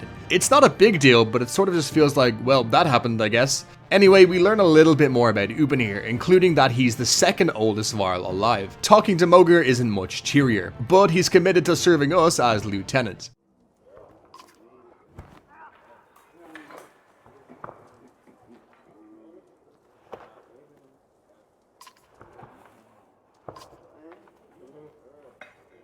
If we press him, he shares some suspicions about Vognir's death. Vognir fought plenty of Dredge in his days, so it's weird that he went down so easy. Plus, it looks like he was hit from behind, and Ludin was the only witness, so that unspoken conspiracy hangs in the air. So we hightail it out of Vetterfell to march for the fort of Schlid. While the mechanics remain the same, the tone in Chapter 3 is very different from Chapter 2. Whereas Rook leads a band of civilian refugees, Håkon's party is 500 Varl and 200 human warriors. It's an army, and we even get some reinforcements from Strand at this point, which includes Eirik from the tutorial. Ludin continues to be a pain in Håkon's ass when he complains about being left out of decisions and treated like a child. Despite the nature of his complaints, it is actually somewhat redeeming in that Ludin does actually want to be part of the fighting. No matter his intentions, the kid's not a coward. We get a little bit more insight into the prince from two of his bodyguards. A creepy archer named Irsa who spooks the shit out of the Varl because she uses flaming arrows, which the Varl naturally hate, and Bersi, a rogue Varl with a standoffish attitude who sees Ludin as nothing more than a meal ticket. On the march, we overhear a Varl named Gris shit-talking Håkon's leadership behind our back. If we confront him, he actually apologizes and joins our party to make up for it. Later on, we run into some merchants who offer us a tribute of some food, which, despite seeming mundane, actually becomes relevant later. When Moger reports that there's a large Dredge warband ahead, this becomes our first war encounter. I mentioned these only briefly back in the earlier chapters because they only happen maybe 4 or 5 times in the game. Basically, before the battle starts, your caravan's total size squares up with the enemy army. You can choose between what formations you deploy in battle, such as charging head on, and this impacts the battle's difficulty to a relatively minor extent. Because these are meant to simulate big ass battles, some of your caravan warriors will die no matter what, but the more numbers you have, the less risk you take. The idea here is that you can take less risky strategies and even auto-resolve the fight if you have a lot more numbers, whereas less numbers will require you to personally do most of the legwork in battle. It's a cool idea, but I really don't know why the game didn't make more use of it. In fact, by the halfway point it's more or less completely abandoned and doesn't show up in the second or third games either. In a lot of cases, losing a war battle isn't a game over, but you do take heavy losses, and in some cases a character can even die. As it turns out, that's exactly what happens here. Tactical genius that I am, I fumble this war battle, and among the casualties is Gris, the Varl who just joined us. And this is pretty profound. Gris literally apologized for calling Håkon a bad leader and fights at his side to show his resolve, only to get killed because we couldn't win the battle. It's perfectly on point for the game and pretty sadly ironic. Obviously though, if you do win the battle, Gris lives on and doesn't have another death opportunity until the second game. We have a few more of these war battles as we trek up the mountains towards Schlid until we run into another Varl army. This one is led by a sharp-tongued Varl named Faisalt, and he tells us that he was the commander from Schlid and his army has actually come from there. The fortress is completely fine though. Faisalt led his troops away to see if they could track down where the Dredge were actually coming from, and he thinks they're coming from a ruin at the top of the nearby mountain called Ridgehorn. Ludin decides right about now is a great time to throw another fit. He starts blindly accusing the Varl of having done something to provoke the Dredge into another great war, and this really pisses off the Varl. Hakon has the option to punch him, but since this means losing Ludin and all his party, I have Hakon keep his cool here. Facealt joins forces with us, adding another 330 Varl to our number, and we head to Ridgehorn together to try get to the bottom of the sudden Dredge incursion. So, remember when I mentioned we got given some food by merchants earlier? Yeah, a chunk of our army got food poisoning, so that's cool, and a nice reminder from the game that we should trust nothing. High on the mountains overlooking Strand, we come to the Godstone of Dengler, God of Fortune, and here we're ambushed by some Dredge. These Dredge though look different. They're leaner and attack with some stone slingers, and we learn that these are the women of Dredge Society. Since they don't normally join the males in war, it's weird that they're here. Immediately after this fight, the beast hauling Ubin's treasure cart with all the taxes he collected gets spooked and nearly runs off a cliff before Gunnulf, Ubin's bodyguard, grabs it. If we don't order Gunnulf to let go, he'll fall off the cliff with the cart and die. He'll also die if you lose the fight against the slingers. For context, there is no way of saving the treasure cart here. Beyond the Godstone, we see a smoke signal in a nearby forest, and this presents us with one of the perfectly tense scenarios this game does so well. We have a few options, but zero indication which one is the right one. That signal could have been lit by allies, so do we investigate? Or could it be a trap set by the Dredge? I take the risk and send the party to investigate, but when they don't return, I choose the option of doubling down by going to search for them myself. In a pleasant turn of events, we find our search party alive and well, together with some reinforcements from Schlid. A rare happy ending in a game full of unhappy endings. At long last, Ridgehorn comes into view on the summits ahead. In the final push, we deal with a few more batches of Dredge and start hallucinating in our camp at night, which goes to show that this battlefield march has taken its toll on Hakon and Moger. In one of these last encounters, Yrsa proposes a plan to lead the Dredge into a forest and set it on fire. If you let her, the plan succeeds, but Yrsa mysteriously goes missing, and Ludin will blame you for her apparent death, which is not such a positive development in the already not so positive relationship between Ludin and Hakon. Losing Yrsa also sucks mechanically because her unique ability, Slag and Burn, is one of the best in the game.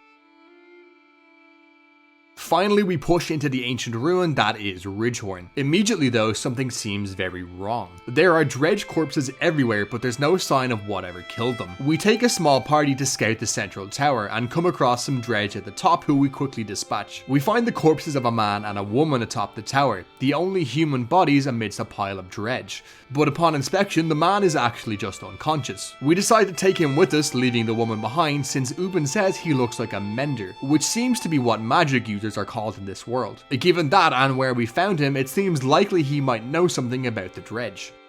But as we descend from the tower, we see that the only bridge out of Ridgehorn is being swarmed by Dredge, so we're gonna have to cut our way out. Moger is concerned about how tired our forces are from the march up here, and he wants to play it slow and strategically. Ludin, on the other hand, presses for a decisive charge. If you choose Moger's plan, Ludin threatens to go lead his own attack with his human forces. We can either let him fuck off, or we can knock him unconscious for his own good. If you do let him go alone though, our beloved prince will promptly get himself killed, alongside Yrsa, Bersi, and all of his army. By following Moger's plan, we can endure a string of battles to fight our way out. There's also a third option to send a sacrificial force to distract the Dredge while the main force escapes. This is a pretty decisive sequence. I already mentioned that Ludin can get killed here alongside two other party members, and his death will carry consequences far into the third game. But it's not just Ludin and co, because Moger also has a whopping 3 death opportunities at Ridgehorn. If we try to do the sacrificial force, Moger will ask to lead it and get killed to enable our escape. If we lose the battles while trying to fight our way off the bridge, he'll also die. And finally, in a very weird sequence, if we have less than 200 Varl in our caravan, it'll also lead to him being killed. So, side note, yes, I did rag on the game for having the caravan stats lead to no unique or impactful story events, but this is an obvious exception, and as far as I know, this is the only case of this in the entire game, which is a shame because this is exactly what I wish the game had done consistently. I will say though that it's also pretty hard to trigger, because you have to be doing exceptionally poorly to only have 200 Varl left at this point. Anyway, the last fight at Ridgehorn isn't particularly hard, at least to compare to what we've been through, so it's pretty easy to cut your way out with both Mogr and Luden alive and well. So our only lead from Ridgehorn is the unconscious Mender we picked up. While he heals, priority numero uno is skedaddling from the Dredge crawling all over the mountain. So we set our sights on the Varl capital of Grofheim. There we can reunite with the Varl king and his forces to go all out against the Dredge. So the game does something kind of weird here. After making this spectacle of travelling and dealing with several daily crises that really make the distance from Vetterfell to Ridgehorn feel like rewarding progression, the game does a 2-week time skip as our party zooms up the road to Grofheim. I get this and I also don't. I imagine the devs did this because they wanted Grofheim to feel a lot further away and preserve the integrity and immersion of their game world. But paradoxically, the time skip itself is also quite immersion breaking. It's not really a big deal, it just feels so out of place compared to how the game has been so far. I just think if Stoic had taken like 20 minutes out of chapter 4 to polish off Haakon's party travelling to Grofheim, it would have flowed a lot better. Again, this is the only time the game does something like this, which further makes it stand out. Anyway, the time skip ends just a few miles outside of Grofheim. Ubin informs us that the Mender has just woken up from his coma after 2 weeks, and we finally get a chance to talk to him. He's weak and disoriented, but he introduces himself as Eyvind, and immediately asks us about the woman that we found beside him at Ridgehorn. When we tell him that we left her because she was already dead, poor Eyvind has a breakdown and faints again, so we have to keep lugging him along to the city. For the simple-minded Haakon, the priority remains clear. Get to Grofheim, join up with the king and deliver the Dredge and Earle. If you could sense a but coming though, good job, because there's a big one. Dread grips me as we approach Grofheim. None of us expected to see a city unscathed, but what we find steals the very breath from my lungs.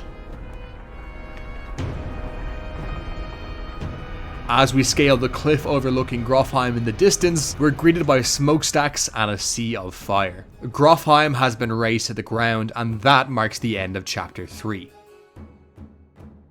So chapter 3 is a bit of a roller coaster. Chapter 1 sets up the basics of the story, while chapter 2 grounds it in personable characters. So chapter 3 returns to the grander story as we try to figure out where the Dredge have come from so suddenly. While this chapter is a veritable gauntlet of battles, we get a lot of interesting interactions with Haakon, Luden, Mogr and Ubin, with extra spice from side characters like Bersi, Yrsa, Facealt and Gris. It also drives home how impactful our choices can be, which creates a really dynamic stage for us to flesh out Haakon now that he's found himself as the shot caller. As it progresses, the game keeps throwing us small twists to thicken the plot, like the border forts being intact, the massacred Dredge at Ridgehorn, whatever the hell is going on with Eyvind, and the cliffhanger of the Varl capital being reduced to ashes. In particular, I think this chapter does a phenomenal job at immersing you in the army's march up the mountains, but I have to say that immersion suffers a little from the time skip. But oh well, nobody's nerfed. Chapter 3 slaps and definitely kicks the plot into the next level. Like the previous two, it definitely leaves us hungry for more.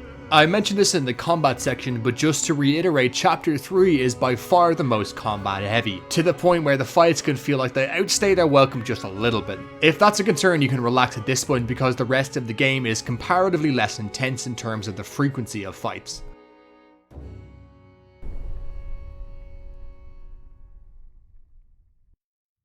Chapter 4 takes us back to Rook in Frostfeller, where shit isn't looking so rosy. The Dredge haven't closed in just yet, but they have made refugees flock to the town in droves, and the local guards are forcibly keeping them out to preserve their food. You'll remember that we could have ended chapter 2 by either squatting outside the walls ourselves, or making a deal to defend the town with the guard captain Ekkel. In both cases though, the Skoger caravan realised that Frostfeller is falling apart from the unrest, so we'll have to keep travelling to find somewhere safe. The two different starting points though play out slightly differently.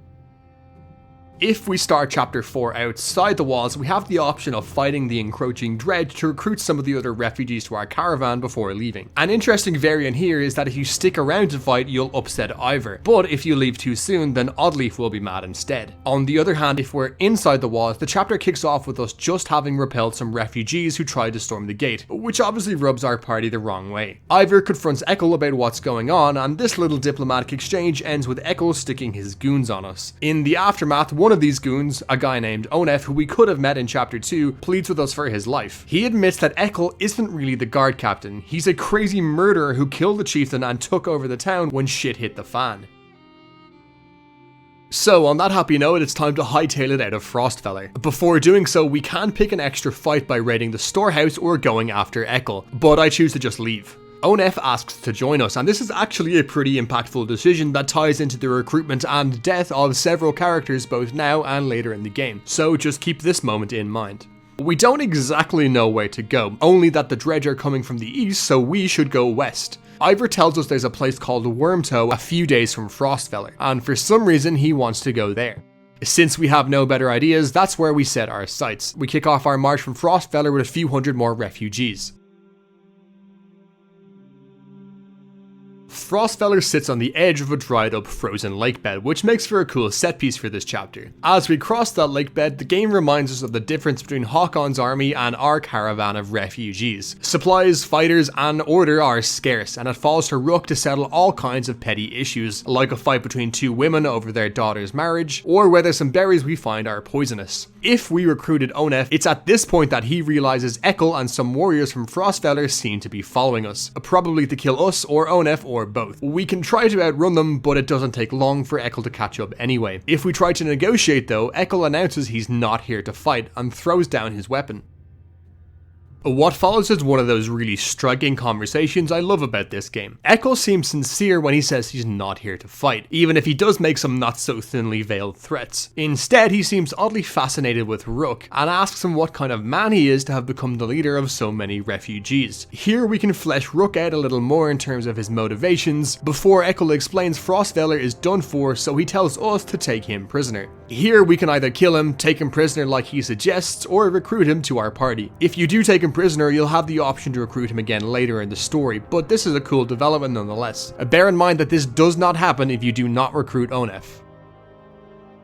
After this encounter, we come to the Godstone of Radomir, the god of the sun. Remember how we learned that the sun stopped moving in chapter 1? Well, that event has attracted quite a number of followers to the Godstone, who believe that Radomir may have awakened. While this isn't true, it is a nice cultural touch. Like the other Godstones, if we stick around to investigate, which in this case means participating in a ritual with the sun worshippers, we can get ourselves a nice new combat item. And not long after, the party is able to let off some steam by hunting down vultures, which leads to Oddleif getting the idea of teaching some of the caravan women how to use bows. She asks for our approval, and while it seems minor, this is one of those decisions that either enables or disables the recruitment of another character later in the game.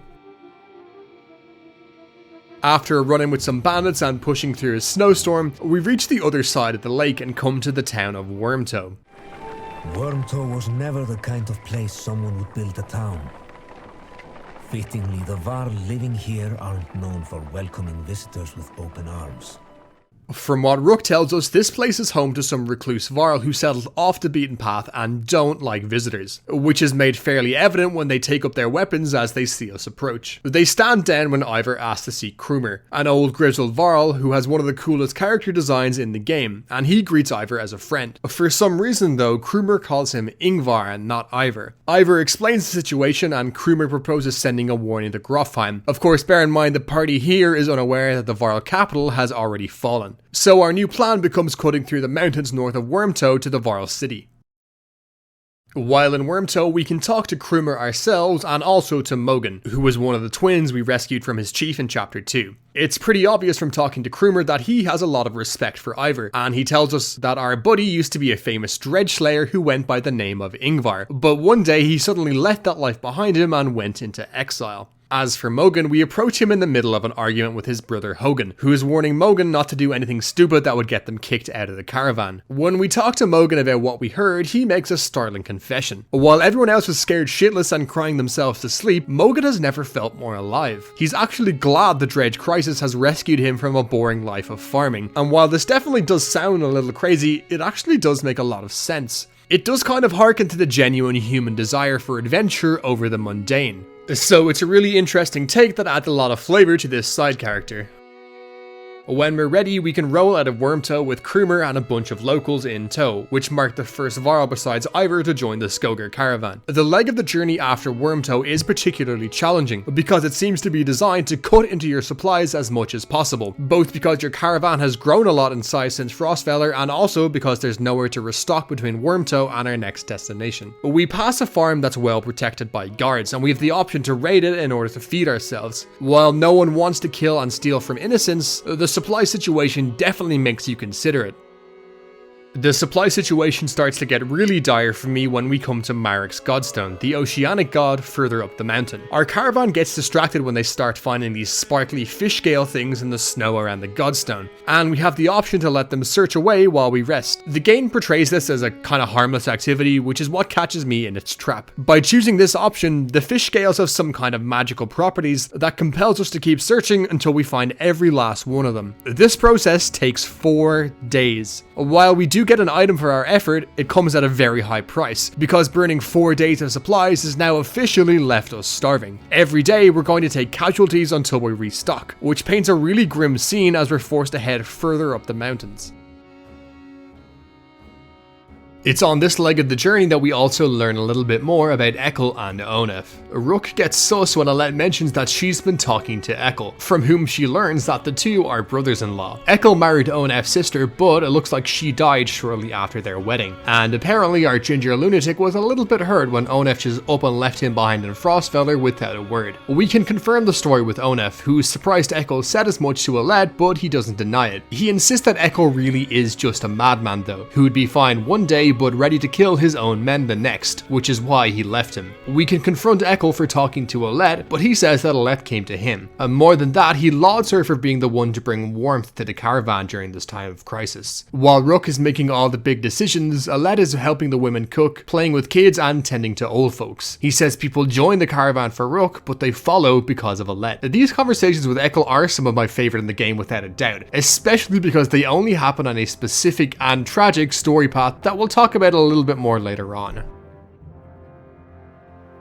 Our vacation from fighting Dredge comes to an end when we cross some Varl doing battle with them further up the mountain. This leads to Rook's first war battle, which plays out exactly as Hakon's did in chapter 3, though I think it would have been cool to highlight the effects of a large-scale fight on our caravan of mostly refugees. Immediately after the fight, we meet the leader of the Varl contingent. It's Faisal from chapter 3, though obviously Rook's party hasn't met him yet. From what he tells us, it looks like Hakon's party joined up with the Varl king, who survived Grofheim, and rallied their remaining forces at the nearby fortress of Einertoft. Faisal was actually on his way to Wormtow to summon Krumer to join the defense at Einertoft, which is why he's here. So this means there's good news and bad news. The good news is that Einertoft is pretty close, and there's a massive army of Varl already assembled there. The bad news is that Einertoft is a sacred Varl fortress, named after the first Varl king, and humans aren't allowed inside, unless they're a king or a mender. So Faisal makes it pretty clear that the Skogar caravan will have to bypass the fortress. Ivor starts arguing with Faisal about this, but we're interrupted when a tremor suddenly shakes the mountainside.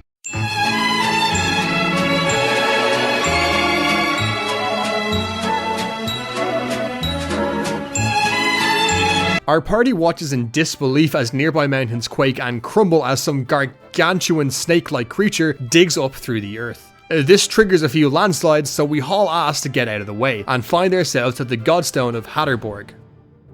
After stopping at the Godstone to breathe, it looks like nobody has any idea what that huge creature was, where it came from, or what it's doing, but for now at least it seems to be gone. Hatterborg's Godstone is actually bustling with people. The Varl vanguard from Einertoft is setting up defenses all around it, and it's here that we learn that Hatterborg is the god who created the Varl, but he didn't just create them as a race, he made each Varl individually. It turns out that the Varl can't reproduce, and every single one in existence was made by Hatterborg. Since the gods are all dead, including Hatterborg, that means that the Varl stopped getting born, or made, a long time ago. Their species is finite. As Rook sadly notes while he stands before the Godstone, each Varl death brings their race closer to extinction. That completely changes our perspective on every time a Varl dies, and that's really profound. The Varl lore that we learn here is also definitely some of the coolest lore I've ever read in fantasy.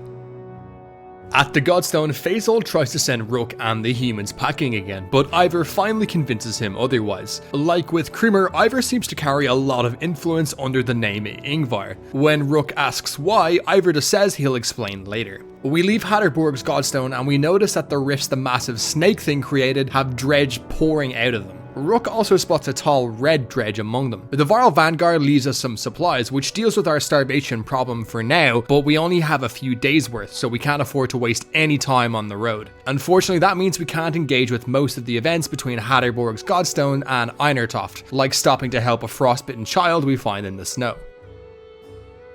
Hungry, tired, and cold, our caravan approaches a huge bridge that leads into the mountain fortress of Einertoft.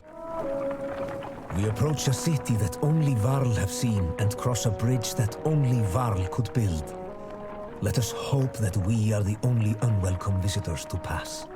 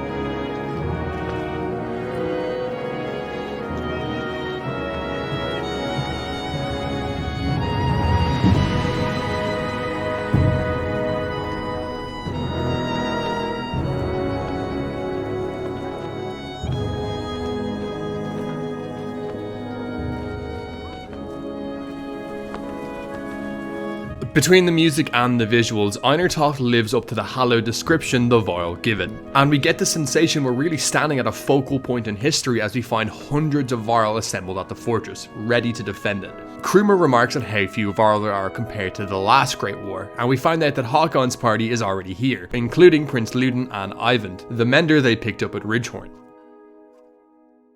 After a night of uneasy rest, we're permitted an audience with Jorundr, the Viral king. Rook, Eivor, and Krumer arrive in the Great Hall in the middle of a war council with some familiar faces, including Hakon, Ludin, Mogir, Yrsa, and Eyvind. Jorundr, who is another character with an awesome design, tells us that Grofheim was destroyed by the Sunder, who we later learn are sort of Dredge demigods and leaders of their society. Worse, the supposed strongest of these Sunder is leading the Dredge army to Einertoft. His name is Bioware, and rumour has it is that he's immortal. Jorundr plans to make a final stand here against Bioware, but he's going to send Hakon and a few hundred Viral to take Ludin to the human capital in the hope of getting aid from Ludin's father, the human king. But Hakon doesn't seem super excited about that.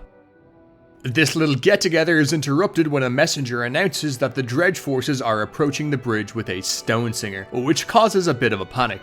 Eyvind asks Jorundr to let him destroy the bridge with his magic, but the Viral King refuses adamantly, and not for the first time judging by the sounds of it. Instead, Eyvind says he'll face the Stone Singer himself, and marches off to the bridge. As we follow Eyvind out, Eivor explains that Stone Singers are the Dredge's own mages, which makes them a major threat. We give Eyvind some backup as the Viral army stares down the Dredge army on the narrow bridge, with the two mages facing off at the front. Although Stone Singers don't have super high stats, they are very dangerous because they can buff their Dredge allies and inflict poison on your party. We take it out, but we're far from out of the woods. Through the enemy ranks, the huge red Dredge we saw earlier appears at the front line. This is Bioware. Eivor ignores the order to fall back and squares off against Bioware in a 1v1 duel. Bioware is by far the toughest opponent we've seen yet, with 20 strength and 20 armor. He also has a screeching attack that can stun Eivor, and I guess this is where he gets his name from. Eivor can get 1 or 2 hits in before Bioware strikes and slices off Eivor's arm. Take him down with 1 hit! Bioware moves in to finish off Eivor, but another quake signals the appearance of that gigantic snake again. The Viral and Dredge armies stand in stunned silence as a serpent the size of a mountain veers its head, and it just seems to observe the battle impassively before it slithers off. In the momentary chaos, Hakon leads a charge against the Dredge to drive Bioware into retreat. Alette and Eyvind help us drag the wounded Ivor back to safety, and Eyvind casts some of his fancy magic to prevent Ivor from bleeding out. Between this healing and the battle against the Stone Singer, Eyvind collapses from exhaustion, which brings the chapter to a close.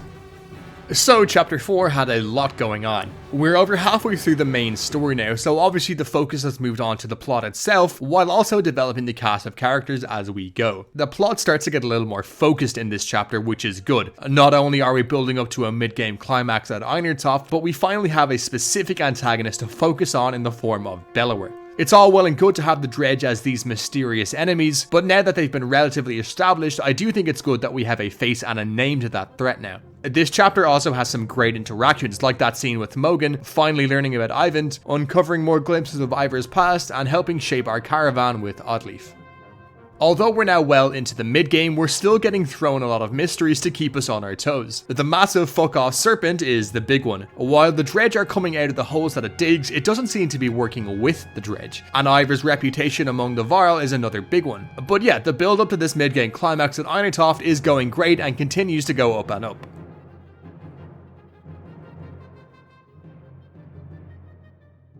Chapter 5 does not slow down. Right off the bat, we find ourselves back in Ridgehorn. Remember when Hakon's party found Eyvind here next to a dead woman? She doesn't look so dead anymore. She stands atop the body-strewn tower, facing the massive serpent that appeared in the last chapter. The woman, whose name we learn is Juno, blocks an attack from the serpent as it tries to laser beam us, before the serpent speaks and says it's really frustrating that it can't kill us. A very interesting and very cryptic conversation follows between Juno and the serpent. The serpent asks us what our purpose is, and Juno answers that she's a mender. When she returns the question, the serpent actually seems surprised we don't already know about it, but Juno only says she knows of no prophecies that speak of a massive snake. The serpent tells us that it is the end, meant to devour the world and all within it. While the inspiration of Jormungandr and Ragnarok aren't exactly subtle here, it's still pretty cool. The serpent though says that something has gone wrong. For some reason it can't fulfill its purpose. It can't devour the world and bring it to an end. It doesn't explain why, but it blames Juno for whatever that is. Because of this error, the serpent says a wall of night is coming to consume the world. There's a lot to distill from this conversation because it strikes at the heart of the series' grander story. And while we don't get all the answers until all the way into the Banner Saga 3, it's cool to lay the groundwork this early on.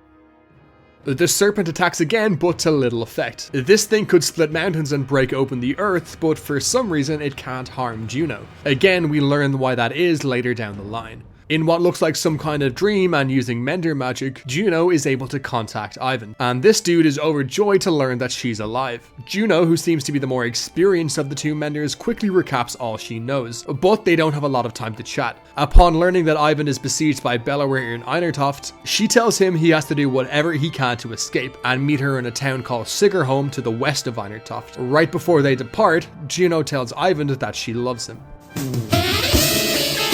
And with that, we find ourselves playing as Rook again back in Einartoft, right as Eyvind wakes up from that dream. So quick note here, this is actually the last time we'll switch perspective in the first game, since we play as Rook alone from this point on, which definitely cements him as the main character. Although you won't know playing it your first time around, this is probably a little disappointing in hindsight if you've grown attached to any of Hakon's caravan. They still appear later in the game and they do play a much more active role in the second and third games, but yeah, this marks the end of their time in the spotlight for now. We'll talk a little bit more about this structuring later. So it looks like a couple of days have passed since Bioware decided Ivor didn't need a left arm anymore.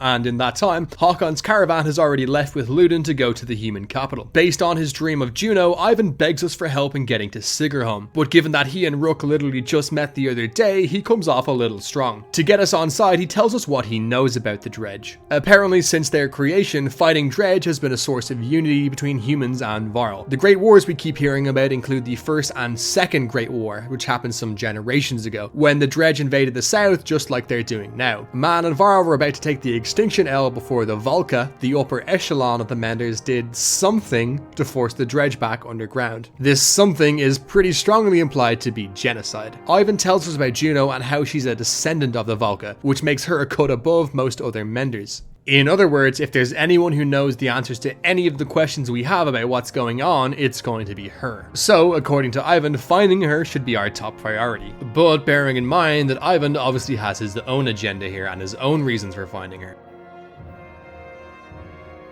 So Rook says he needs time to think about Eyvind's request, and this throws us into my favourite sequence in the trilogy, the Siege of Einartoft. Ivar is unconscious as the Varl are locked in a bloodbath against Belaru's forces on the narrow bridge. So we go to the Great Hall to try figure out how things look. The answer? It's not very good at all.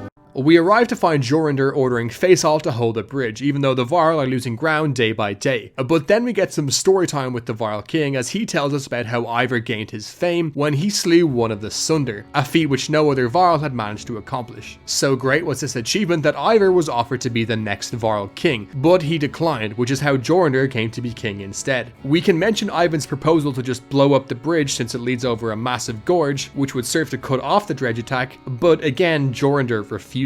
Something about the bridge seems personal to him, and when we try to ask, he just says that we wouldn't understand. The king tells us he doesn't really care about what we humans do, and that we can either bugger off or help fight, just so long as we don't let Eyvind harm the bridge.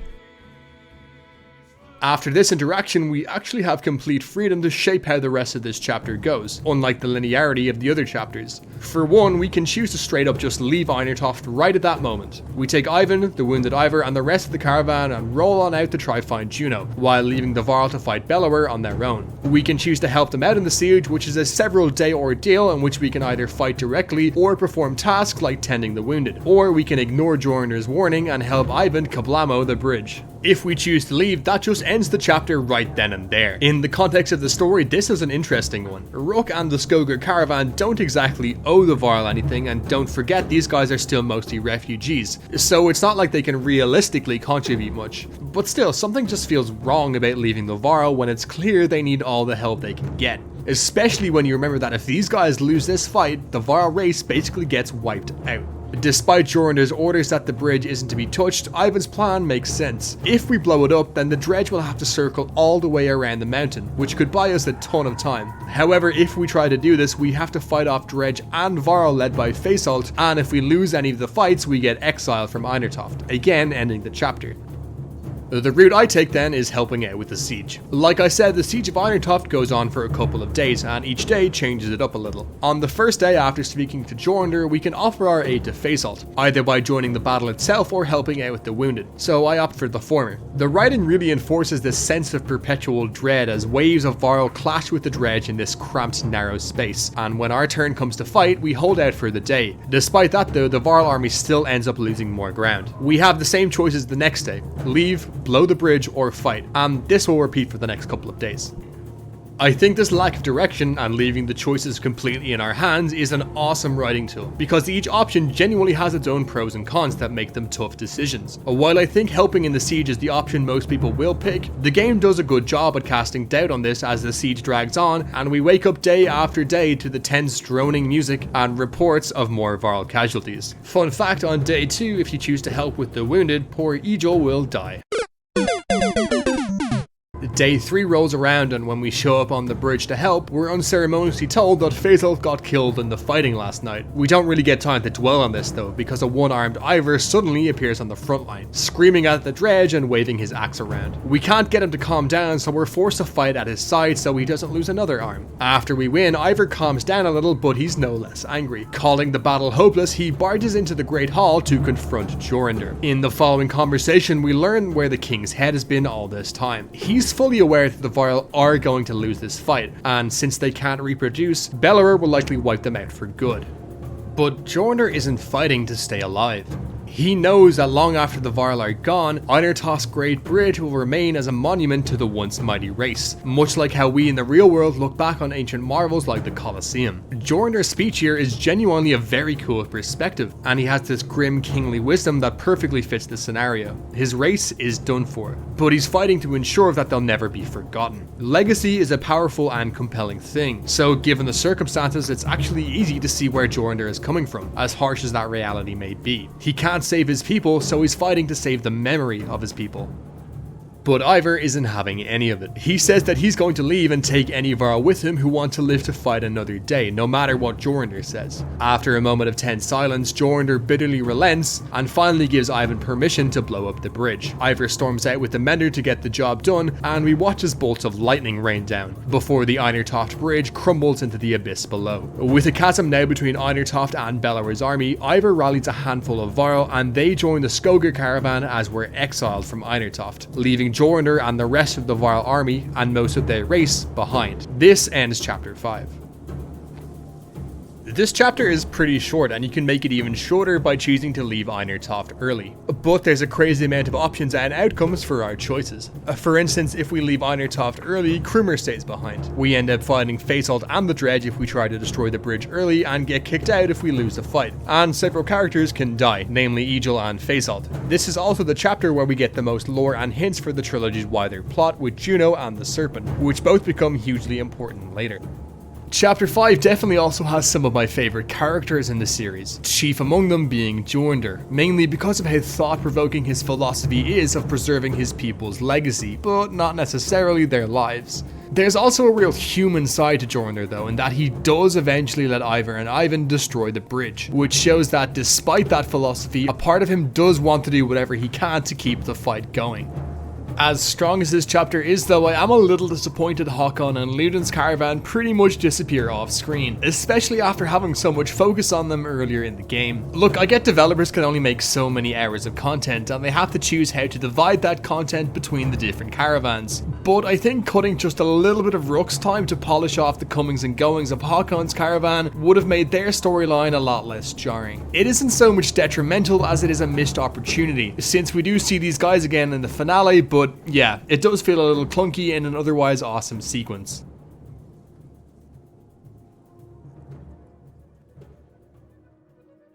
Our penultimate chapter continues immediately where we left off, as Rook leads his caravan, now with a few extra Varl, away from Einartoft and away from Belowar's army. That, however, doesn't mean we're free from trouble. Not only do our supplies become a major problem again now that we have more mouths to feed, but a second caravan from Einartoft catches up to us a day or two later. This second caravan is led by Ubin, and he delivers the news that Belowar is actually on our tails. Apparently, after he sliced off Eivor's arm on the bridge, he left his main force to continue the siege while he led a flanking force through the mountains. But instead of attacking Einartoft from both sides, Belowar is ignoring Jorundr and making a beeline for us. Eivor says that he thinks he knows why, but he doesn't have time to explain since we need to gain some distance. We roll out again, this time with Ubin. Based on what Eyvind told us, our aim is to find Juno in a town called Sigrholm, which is thankfully in the right direction to keep us away from Belowar. But our progress is soon slowed when we learn about a massive Dredge warband on the road between us and Sigrholm. Our options are to take a long route around them, try scouting for a way to pass without attracting attention, or just fight our way through. This makes for a tough choice, but it's one of the rare occasions where there is a clear right answer. The long route will add several days to our journey, but because we're low on supplies, that could prove as deadly as fighting. Trying to scout proves futile and just ends up costing us numbers, and if we try to fight, we have to slog through a war battle. Even if we win this, the game makes it clear that this is not a wise fight to choose. If we persist anyway, Mogan and Hogan get killed in battle and we're forced to retreat. So, taking the long route, we come to Dundur's Godstone. The design of this one is pretty cool since it only lines up when you stand in a certain spot. According to the lore of this Godstone, women were the first people ever created, but the god Dundur created males for the first time by placing beards on the women. Besides that, he's the patron of puzzles and games, so fittingly there's a tricky dialogue puzzle we can do at the Godstone to get a powerful item, where the solution is to actually give up trying to solve it. Not long after that, we near the town of Hawkstorp, which is on our detour to Sigrholm, but the place has already been raided by the Dredge. We can choose to search for survivors, and if we drive off the Dredge stragglers, we can find a single survivor in the form of the town's merchant. But hey, he's willing to trade supplies, so we'll take it. While we're camped out in Hawkstorp, we can chat to Nid. She's one of the women who Oddleif turned into an archer, so Nid thanks us for defying the men's wishes and letting her fight. She's a mother with 2 young children, and her husband was apparently killed by Ekkel back in Frostfeller, so she's thankful that she has something to distract her from her worries by fighting, which is a nice little backstory. After investigating a possible murder in the caravan that turns out to be a nothing burger, we come to yet another godstone. This one is Ingrid's, the goddess of wisdom, and legend goes that the writing on her Godstone changes based on who's reading it, which is another little piece of lore which is cool as fuck. While we're here though, the caravan starts to panic when they find a Dredge corpse at the foot of the Godstone. It's not just a corpse though, because it seems to be holding a Dredge baby, which is very much alive. When he sees this, Ivor suspects that something's not quite right with the current Dredge invasion, and it's clear that he's had this nagging suspicion for quite a while. He says that only Dredge male fight in their wars, so if this is a female body holding its baby, well that might imply the Dredge might be fleeing rather than invading. Oddleave asks why Ivor didn't share his suspicions before, and something seems to trigger in Ivor. All of a sudden he starts telling us about the past he's kept locked away all this time. He tells us how he killed Raze, one of the Dredge Sunder during the last Great War, and this is why he's so revered among his race. While this lines up with what Jorundir told us back in Einartoft, Ivor goes on to tell us it isn't quite so glorious as that. What really happened was he got separated from the Varl army during a snowstorm, and he came across Raze alone, while the Sunder was nursing a child. Ivor struck and the child died in Raze's arms, and so the Sunder didn't even resist when Ivor took her head a moment later. He returned to Grofheim a hero, but Ivor was so disgusted with what he did that he just left. He left and he wandered aimlessly until he came to Skoger. Ivor gets lost in his trauma here, so we have to decide what to do with the baby. This is a very important decision, but that doesn't become clear until the future games. In fact, not until the latter half of the third one. I take it with us, which the caravan does not approve of, but our morale is already shot anyway, so it doesn't really matter. After Ingrid's Godstone, we're closing in on Sigrholm, but Bellower's pursuing Dredge are also closing in on us. Krumer announces that he has a plan to lure some of Bellower's scouts away and ditch them in the wilderness to slow them down. Apparently this is a common Varl tactic that's always worked for Krumer before, but Ubin suspects Bellower is way too smart for that. I'm not able to convince Krumer to stay, and so he takes off with a few dozen Varl, who we assume are all going to die a painful death. But hey, they actually return 2 days later, announcing their success and giving us one of the best items in the game. This is just one of those decisions that you don't know whether it's going to end in utter disaster or not until you take the leap, so it's great for tension. On that rare happy note, we reach Sigrholm, where we're meant to meet Juno and finally get some answers. As Sigrholm approaches, we fear the worst. The once calm lake surrounding it now looks like a bowl that has been flipped. Proud homes sinking into muddy water. A side effect of the quake. What has the rest of the world become on the other side of those mountains? It looks like that massive serpent has been digging in the nearby area, which has caused all sorts of landslides and earthquakes, so the once pristine lakeside town has been partially flooded. Worse, it's become another refugee camp for people fleeing the Dredge, which as usual means tension between us and the locals. Worse, there's no sign of Juno, so Eyvind begs to wait, promising she'll show up. This puts the caravan in a real awkward spot, because Bellower's army is only a few days behind us, and we're still teetering on the brink of starvation.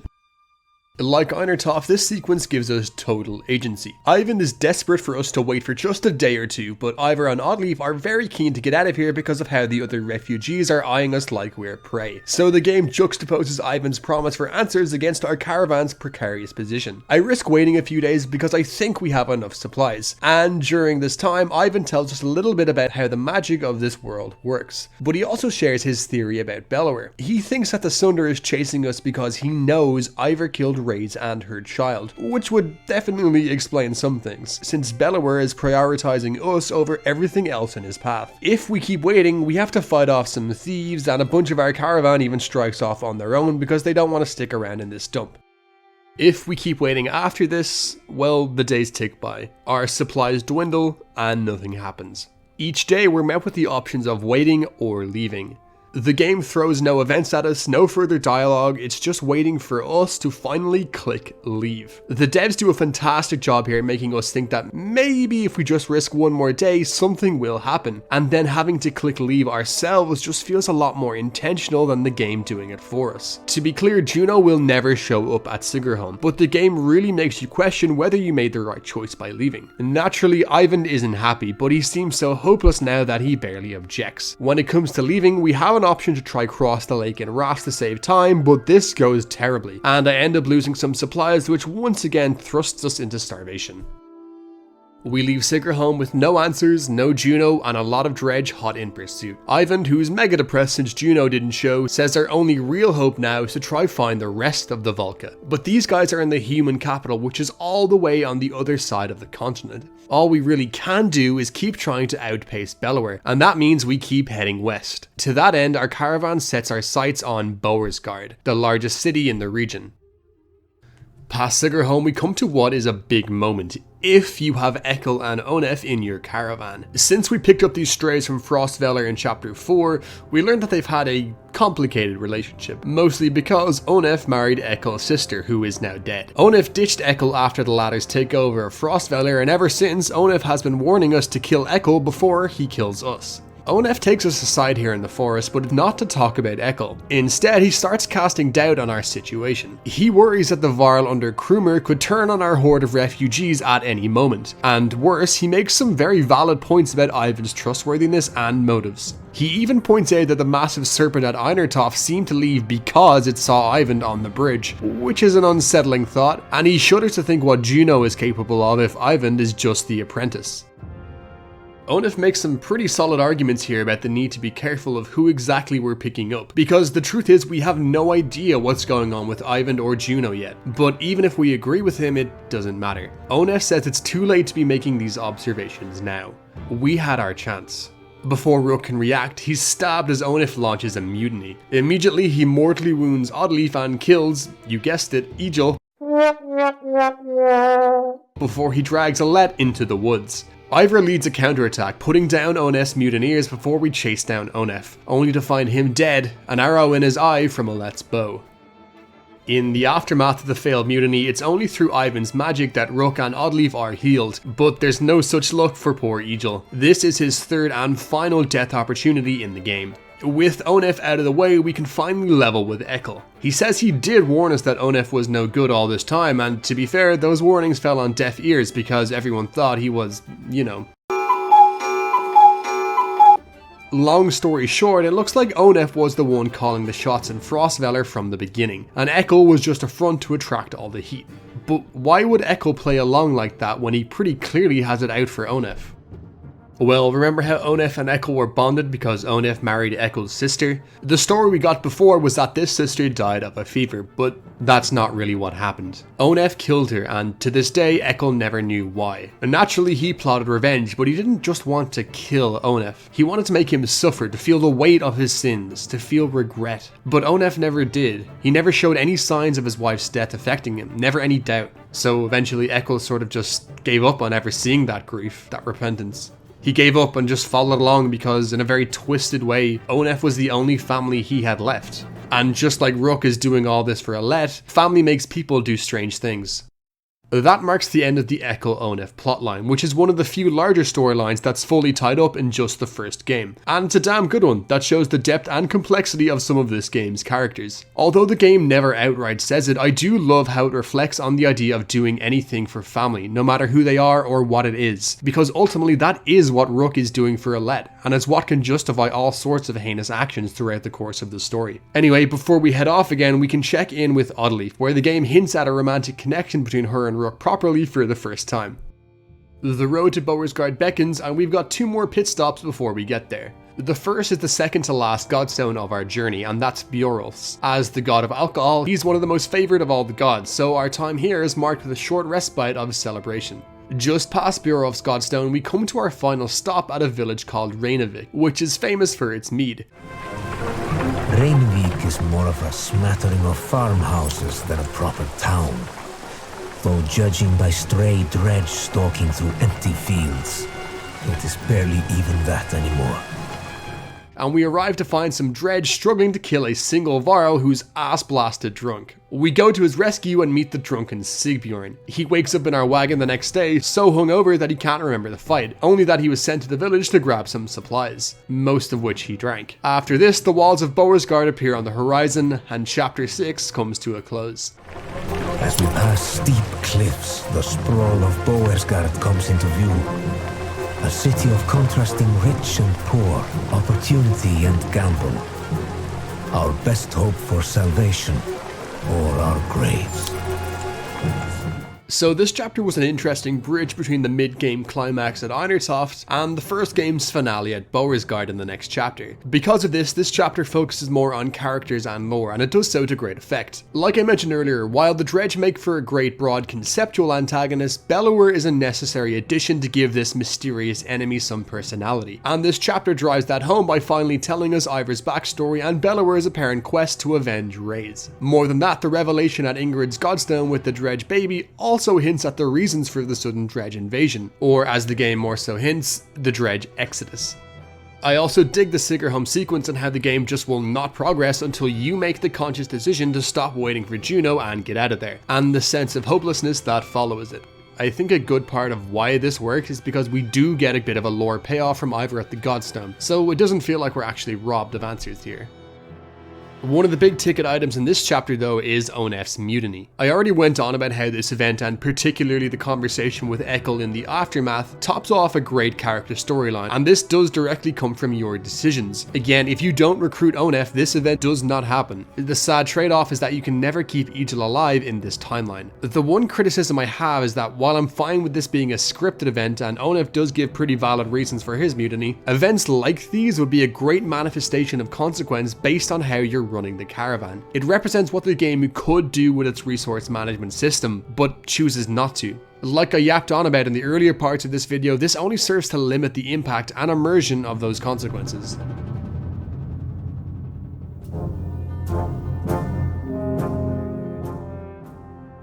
What we know about Beauregard is nothing good. It's a den of thieves characterized by the disparity between the rich and the poor. But compared to everywhere else we've been so far, Beauregard is definitely a city. It sprawls over 3 hilltops ringed by water, walls, cliffs, and its set piece is by far the most detailed in the entire game, and it really brings the scene to life. But the caravan's not here to sightsee, and there's already Dredge corpses strewn outside the walls. Sigbjorn explains that he seems to be working for mercenaries hired to defend Beauregard, so he gets us through the gate without much issue.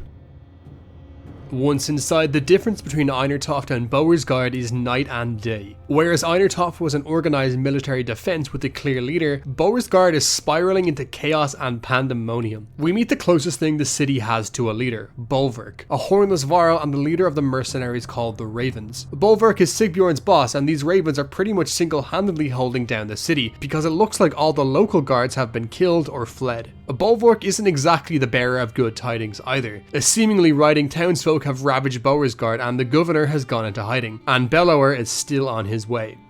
Anyone who could get on a boat has long since sailed down the river, so there's no ships left in Beauregard, and without ships we can't cross the water, and with Bellower marching up our asses we can't go back either. We're stuck here, and the tension in Beauregard is palpable from the get-go.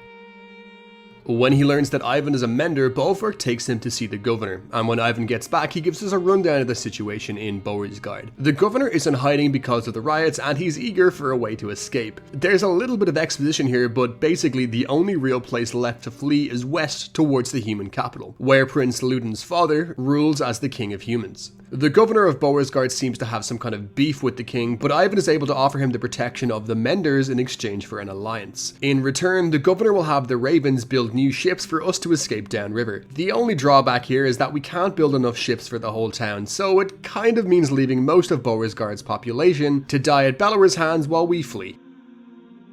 This is some cool tension on top of an already tense setting, but I do have a little bit of a bone to pick when it comes to the governor, since we don't actually meet this dude in the first game. This would be fine and all, but this governor is actually a major character in the second and third games, so it feels really weird in hindsight that he's just an unnamed plot device here. If I had to guess what happened, Stoic just hadn't realised our vision for this character yet, which, you know, is understandable. I just think this scene would have hit a bit better if we got to meet this guy. But I guess we'll save talking about the governor for our look at the second and third games in the future. Anyway, after Eyvind spills these beans, Eivor doesn't think it matters since there's no way we could actually build these ships before Bellower arrives and levels the city, and that's assuming that the riots don't destroy it first. He storms off in despair and we catch up with Eivor on the city walls and watch the Dredge loitering below, probing for a weakness. Eivor pulls his wits back together and summarizes the 3 major things we have on our plate if we want to have any chance of holding out in this city. First of all, we need to find a safe place for our caravan in this snake's den. We need to defend against any Dredge attacks, and we need to hold back the riots while the ravens build the boats. This kicks off Beauregard's gameplay sequence, which, much like Sigerholm and Einertoft, puts the agencies squarely on us. In the tense days leading up to Belower's arrival, we have to juggle and prioritize these objectives, and this build-up is excellent. Against the backdrop of this music, the map of Beauregard changes day by day as more Dredge gather outside the walls, heralding Belower's approach. Our options at this point are to find a place for the caravan to stay, scavenge for some food, help build the ships, join Ivor in defending the walls or send Krumer to help him instead, or just get some rest. I spend day 1 finding some abandoned houses for our caravan to bunker down in. This seems like the logical first thing to do, since now we can mostly focus on the upcoming siege or building the ships without worrying about our caravan, or at least not worrying as much. Choosing the other options on the first day doesn't achieve a whole lot, except we can prevent any fighter casualties by helping Ivor instead. Day 2 quickly comes, and this time we throw in with Ivor and drive off a Dredge attack on the gates to keep our casualties low. Day 3 comes knocking as a riot breaks out at the docks and the Stone Singer leads an attack on the walls, so I choose to take out the Stone Singer while the Ravens deal with the riot. Oh, and also, today's the day that you can make out a certain red Dredge overlooking the battlefield. Anyway, on day 4 the rioting is still raging, so I chip in to help Bulwark in what turns into a civilian massacre, which is grim, to say the least, since these are innocent people who want to escape Beauregard just like us. Side note, if you choose to have Krumer lead the defense on day 4, the old fart will die in battle. Also on day 4, if you haven't been helping Ivor at all with fighting, the Dredge will breach the gates and we have to fight them out of the streets to re-secure it, which is pretty damn dynamic. Day 5 rolls around and it's becoming pretty obvious that Bellower is just tiring us out before he comes to deliver the final blow, so things aren't looking so hot. That morning though, we hear a Varl war horn from beyond the walls, which turns out to be Håkon and Ludin's party, and we fight off the Dredge by the gate to allow them inside the city. Their arrival is huge news, since they bring a ton of supplies and actual soldiers instead of inexperienced clansmen. While they also bring party members from chapter 3, there's a new face with them: Juno. As Juno and Eyvind embrace, Håkon explains that they ran into Juno on their way here. If you remember from chapter 4, his party was actually meant to be travelling to the capital to get aid from Prince Ludin's father, but apparently the giant serpent's digging left a chasm that's blocked off the road, so they had to detour to Beauregard. Juno immediately lives up to the reputation Eyvind gave her as a Valka by telling us that she has a plan, but she neglects to elaborate, at least right now. Instead, she says she needs to take a trip outside the walls, and she announces that Rook, and only Rook, must accompany her. Juno definitely fits the kind of wise but controlling wizard who keeps their cards close to their chest, and Stoic writes the archetype pretty well here. Anyway, her request seems like suicide since Bellower has the city surrounded, but Rook finds himself agreeing without thinking about it, which is actually the first hint that something isn't quite right about Juno. The scene changes pretty abruptly and we find ourselves outside the city with Juno. We are surrounded by Dredge, and the game tells us that we don't even have any memory of leaving the city in the first place. Adding to the weirdness, the Dredge are all in masks and cloaks, and they don't pay any attention to us. In fact, they look like they're praying to the silver monolith at the edge of a nearby cliff, which Juno calls the Godstone of Stravs, God of Secrets. Rook starts to panic, and Juno explains that the Dredge can see us, but she's just convinced them to be unconcerned. This is Juno's ability as a Valka. She can bend and twist minds to her will, and she's doing it with all these Dredge right now. Not only that, but she did it to us. That's why Rook agreed to go along with this plan, no questions asked. Apparently the reason that she chose Rook was because in his mind she saw that he would find a way to survive and return to Willette no matter what. In other words, he was her best bet of protection. As for why we're here, the Valka tells us that she can make a weapon to defeat Bellower using the silver from Strav's Godstone. The tidbit of lore of this Godstone is that Stravs traded weapons to the other gods which they used to kill each other, so that seems to be what makes the silver special. We can explore our options with Juno here pretty thoroughly, and if we push for more answers, she stipulates that Bellower is truly immortal, so we can't technically kill him. Instead, Juno claims that she can combine her mind control with the power of Strav's silver to injure Bellower in battle and make him think he's dying. Well, we have no better plan than that for now, so I guess that's what we're going with. So Rook scampers up the Godstone to loot some silver before hightailing it back to Beauregard. With Alette at our side, we find a smith to fashion the silver into an arrow at Juno's instruction, and if it wasn't obvious already, the sonorous music here makes it clear the final battle is about to be upon us. Alette figures out the plan pretty quickly, and she begs us to let her be the one to shoot Bellower instead. She says that after all we've been through since Skogar, she isn't afraid of anything anymore, and the only reason she wants to do it is because she's better with a bow. Of course, this is a lie, and she just wants to protect Rook. Both characters know Bellower will target whoever tries to shoot him, and so I choose Rook to insist on taking the shot. We promise Alette everything will be okay, but the entire tone of this brilliant scene makes it clear that that's a lie too. Now with our enchanted silver arrow, we have a final meeting with most of the bigwigs from our combined parties, where Juno announces that our plan will be to storm Bellower's position directly. The warriors all think that this is crazy at first, but Juno explains that she'll use her mind magic to conceal a small party which can ambush Bellower at his headquarters. Hakon still protests, but it's pretty clear we have no other choice since we can't flee and we don't have the manpower to cut our way to Bellower the old-fashioned way. So we have no choice but to try. The next morning, we're met with a single option on the map: Bellower.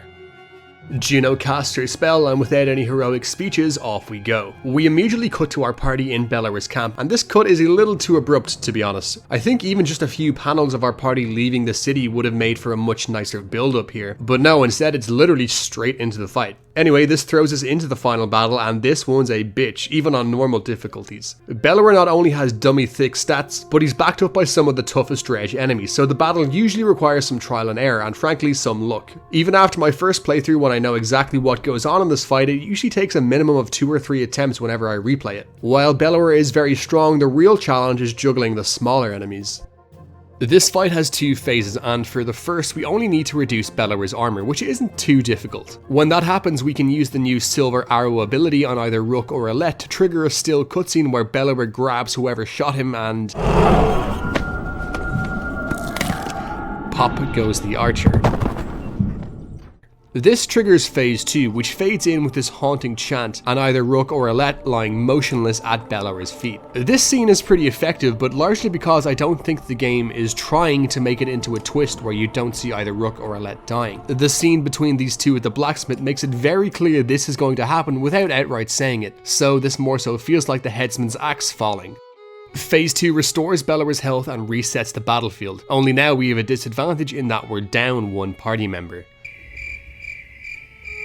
We still only have to take out Bellower, but tunnel visioning on him will just expose your party to his supporters, so again it's a tricky balancing act. In all my playthroughs, I have Rook take the final shot and get crushed by Bellower, since I think that makes a lot more sense with the game's themes and Rook's consistent motivation of protecting Alette no matter what. I'll expand a little more on this at the end, but I think the first game tells a conclusive story for Rook, and dying to protect his daughter is a pretty fitting end.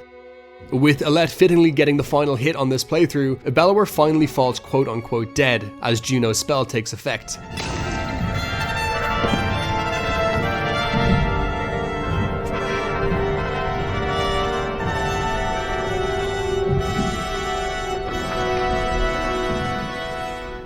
At the sight of their immortal general falling, the Dredge collapse into chaos and make like an egg and scramble. There's no celebrating though, because Rook is dead. Alette and Ivor, the 2 people dearest to him, stand over his body as Alette desperately calls out for someone to help. Of course, not even Juno and Eyvind can reverse this fate, and so Ivor just tells Alette to pull up her hood and carry her father back to Beauregard.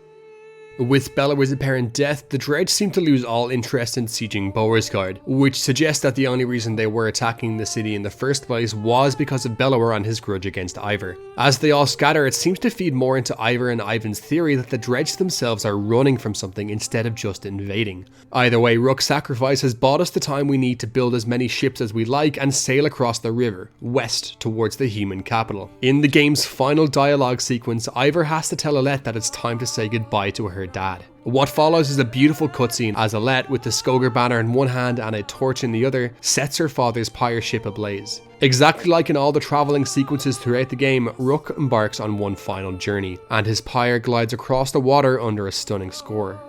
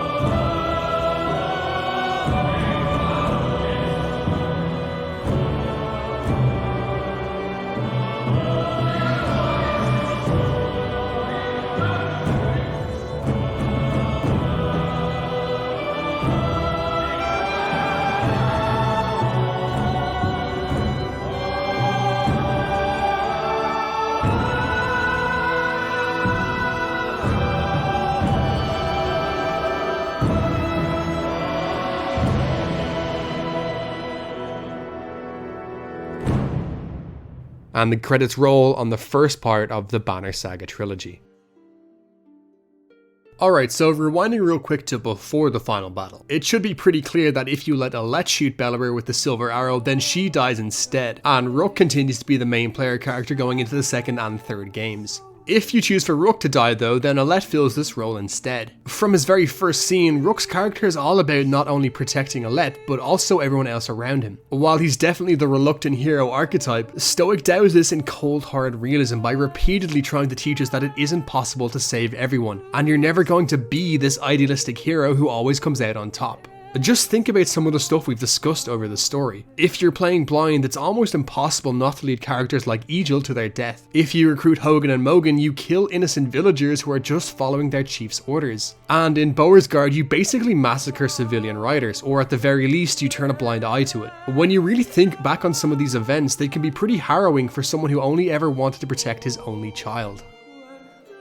But it's because of his daughter that Rook finds himself doing these things time and time again. Like Ekkel says to us back in chapter 4, while we're carving a bloody path just for a chance at safety, Alette is the one who helps feed the old folks, who plays with the children and who treats the wounded. Rook bloodies his hands not only for the sake of Alette's safety, but also her innocence. Even that though is short-lived, because Alette does bloody her own hands over the course of the story. She even says this the first time she finishes off an enemy in battle.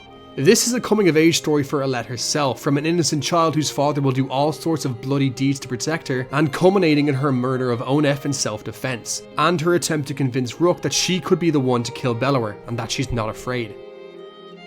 This is the depth of the context behind the Silver Arrow decision. If you do have Alette take the shot and die, then you tragically cap off her story as the one who ended up protecting Rook. Rook goes on without his beloved daughter, his only family, utterly consumed by grief but determined to see the Skogar caravan to safety. After all, that was what Alette died for. While both endings are cool, I think Rook dying is the much better choice. Not only does it tell the conclusive story as a father who did everything to protect his daughter, but it finally ends with Alette's innocence being really and truly shed. As the Skogar banner falls to her, there's no more Rook to protect her. We've learned the harsh lessons of her father's plight, and now it becomes her turn. For the sake of her father, for the sake of everyone under the Skogar banner, she will see them to the human capital, to safety. And that is an awesome setup for the Banner Saga 2.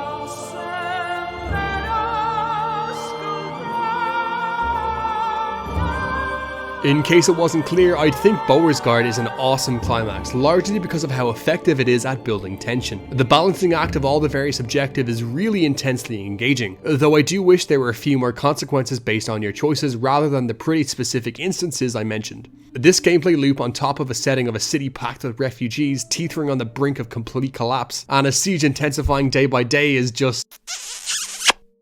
I am going to criticize how the game continues to make Hakon's party feel really rushed. We put so much time into these guys in the first half of the game, only for them to fade into obscurity after chapter 3. Luden doesn't even have a single on-screen appearance after Ridgehorn. I also feel like Juno could have benefited from just a little bit more screen time before sweeping in to save the day at Beauregard. So all in all, I feel like there was a real need for just a little bit more time of Hakon's party in the game's second half. But yet, other than that, Chapter 7 makes for a great and satisfying capstone. Again, it's important to remember that the story here is a trilogy, so the various plot lines and characters go well into the second and the third games. But now that we're at the end of the first, we can discuss the story as a whole.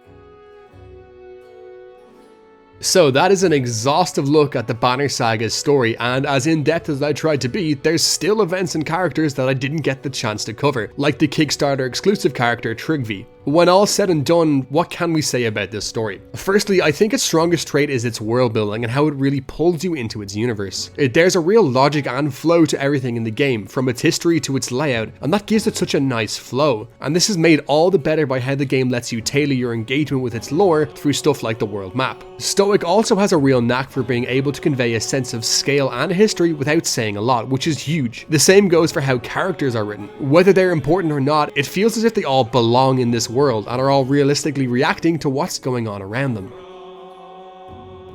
The game's also packed with intrigue and engagement to keep you hooked. From the vile human politics, the sun stopping, the Dredge invasion turned to Exodus, Juno and the Serpent, the Dredge baby, Bellora's grudge, Ivor's history, and so much more, we constantly have bones to chew on and questions we want to figure out. I do, however, think we need to talk about some of the game's dead ends, because sometimes it does make some great mysteries, but it bungles them by never bringing them to fruition. While some of these questions will linger all the way through to the third game, some of them just don't go anywhere at all. A prime example of this is Vognir's death at the very start of the game. This is framed as a huge whodunit because of the comments Mogr and Hakon make about Vognir being a veteran warrior and the killing wound being in his back, which casts major suspicion on Ludin.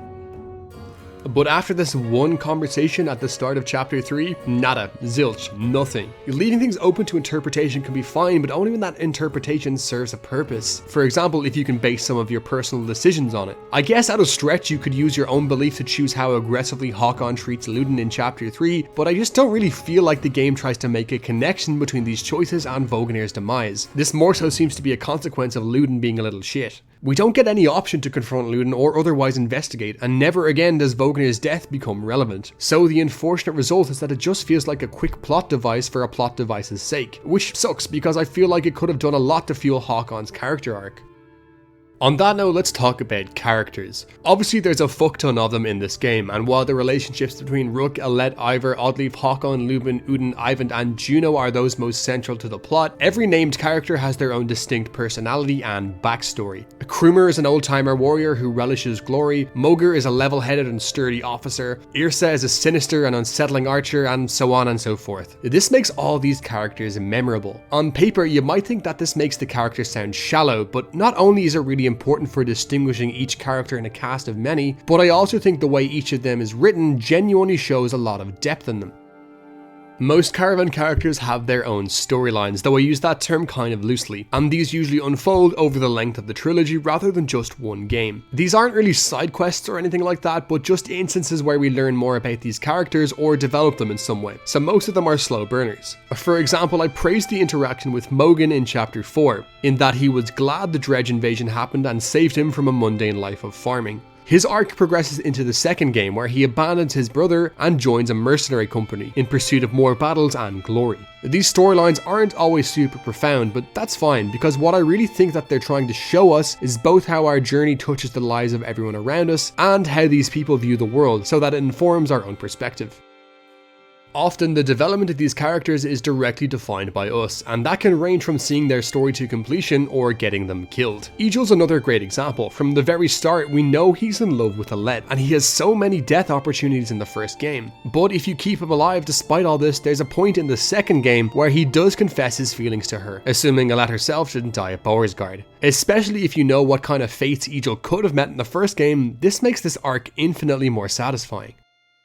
While Egel is one of the better examples, you can see development like this with most characters in this series, from Nid to Mogr to Faisal to Yrsa, and the fact that you can only see these characters develop if you make certain choices to either recruit them or keep them alive, like in the cases of Gris or Ekkel, makes it all the more meaningful. Full disclosure though, not every character gets this treatment, and some are admittedly a little thin, with Gunnulf being an example, whose only notable trait is that his sword was given to him by one of the old Varl kings to guard his treasure. I think this is particularly inexcusable because Gunnulf is actually one of the very first characters we meet in the whole game.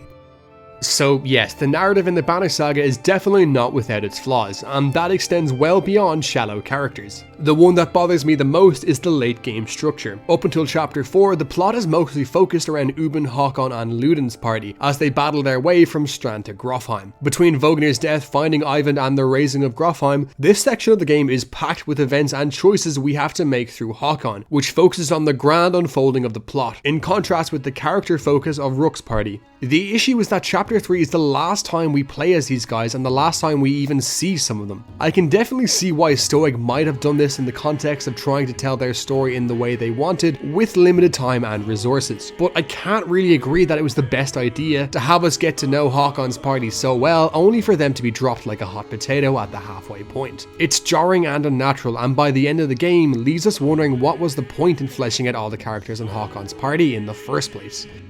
When it comes to suggesting how I wish it was done instead, I'm not going to say, well, the game should have had another act, since I think that's disingenuous and fails to account for the reality that developers do have limited time and resources. But I don't think the Banner Saga needs to be longer to reconcile this issue. Instead, I think it'd be way more effective to trim some of Rook's time, and I think the section between Einartoft and Sikkerholm would be the ideal part to cut, to give Håkon and co more screen time to bridge their gap to Borisgard. Or maybe an even better option would be that if Håkon's party left Einartoft with Rook. Håkon's party arriving at Borisgard later isn't really a major plot beat, and could easily be replaced with any other character arriving, such as Ubin. And Juno just appears here anyway, so it'd be very easy to write her arrival in the finale in literally any other way. Obviously, a few things would need to be tweaked here and there, and it might shift the tone of Borisgard a little, but I think that this would keep the cast of characters a lot more connected and the story more focused. Shortcomings acknowledged, this is a good story, and I'll stand by my opinion that it's one of the best in video games. The final product can only be judged when you've played all 3 games, which does affect how you view the first one in hindsight, but even then it can't be denied that the Banner Saga's world and design is absolutely engrossing, that the characters are written with such life and personality that transcends the bounds of mindless NPCs, that the relationships we have and can build with these characters are compelling, that the events we go through are exciting and gripping, and that the choices we make are meaningful and impactful.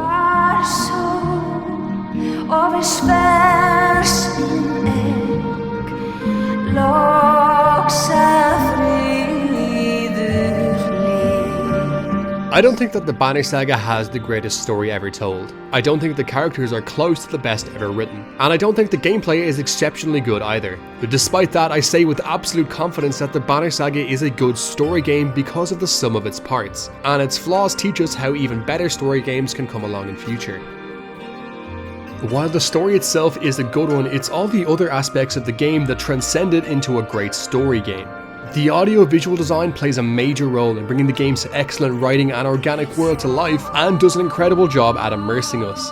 The travelling system is a super unique gameplay feature that obviously ties in with the story, but it's just unfortunate that this ultimately amounts to nothing more than a statistical representation, since it doesn't actually affect the course of the game whatsoever, except for a few very rare instances. In other words, the travelling stats and mechanics are only really brought to life by your own immersion.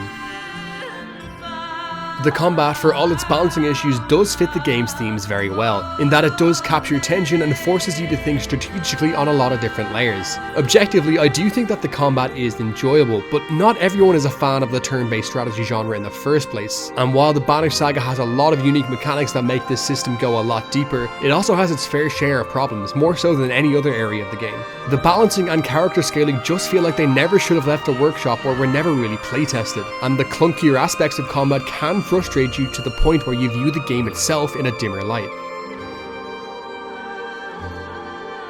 The world design and lore are also huge pillars for this game's success, especially because you can delve into the lore as much or as little as you want and still enjoy the core plot. I said it before and I'll say it again. You can really feel the love and care that the writers poured into this world. They mapped out and logically designed this entire fantasy continent, and this gives it a real sense of identity and flow, even though your journey only takes you through maybe 15% of it at best. That, to me, will always be a real mark of literary genius. When you have the entire world worked out in your head, that contextualizes the 15% so much more, and allows you to shape it in a realistic and immersing way, because it really does feel like you're a tiny fish in a huge ocean, and that there's so much happening beyond you in the wider world. All these aspects, the audiovisual design, the combat, the world, are the lights, cameras and curtains around the main plot. I talked about the story for over an hour and I could talk about it for hours more, but just to tie a bow on it, the Banner Saga story is great. And like I said way back at the start of this video, it's a story of hardship, struggle and inevitability, and I hope that rings true now that we've gone through it. The hardship of having to witness friends and family dying around you, the struggle of fighting for what you love even if it seems impossible, and the inevitability of losing things no matter how hard you try. Like any story worth its salt, there's lessons for life in there too. I will die on the hill that the Banner Saga is a case study for how to tell a great story in a video game. Even if the game has no shortage of issues, it's not just the successes that we can stand to learn from, but also its failures. Even with those failures in mind though, the culmination of all that goes into the Banner Saga makes it genuinely one of the best story games of its day. I can say that without a shadow of a doubt. 10 years from now, I'll still remember the defiant hope of crossing Einartoft's bridge and hearing Jorinder's speech on the legacy of the Varl. I'll still remember the inevitable encroaching dread of Belower's siege on Borisgard in the hopes that he can avenge his fellow Sunder, one who might have even been the mother of his own child. And I'll still remember the grim, determined score of We Will Not Be Forgotten as I loaded up this game for the very first time.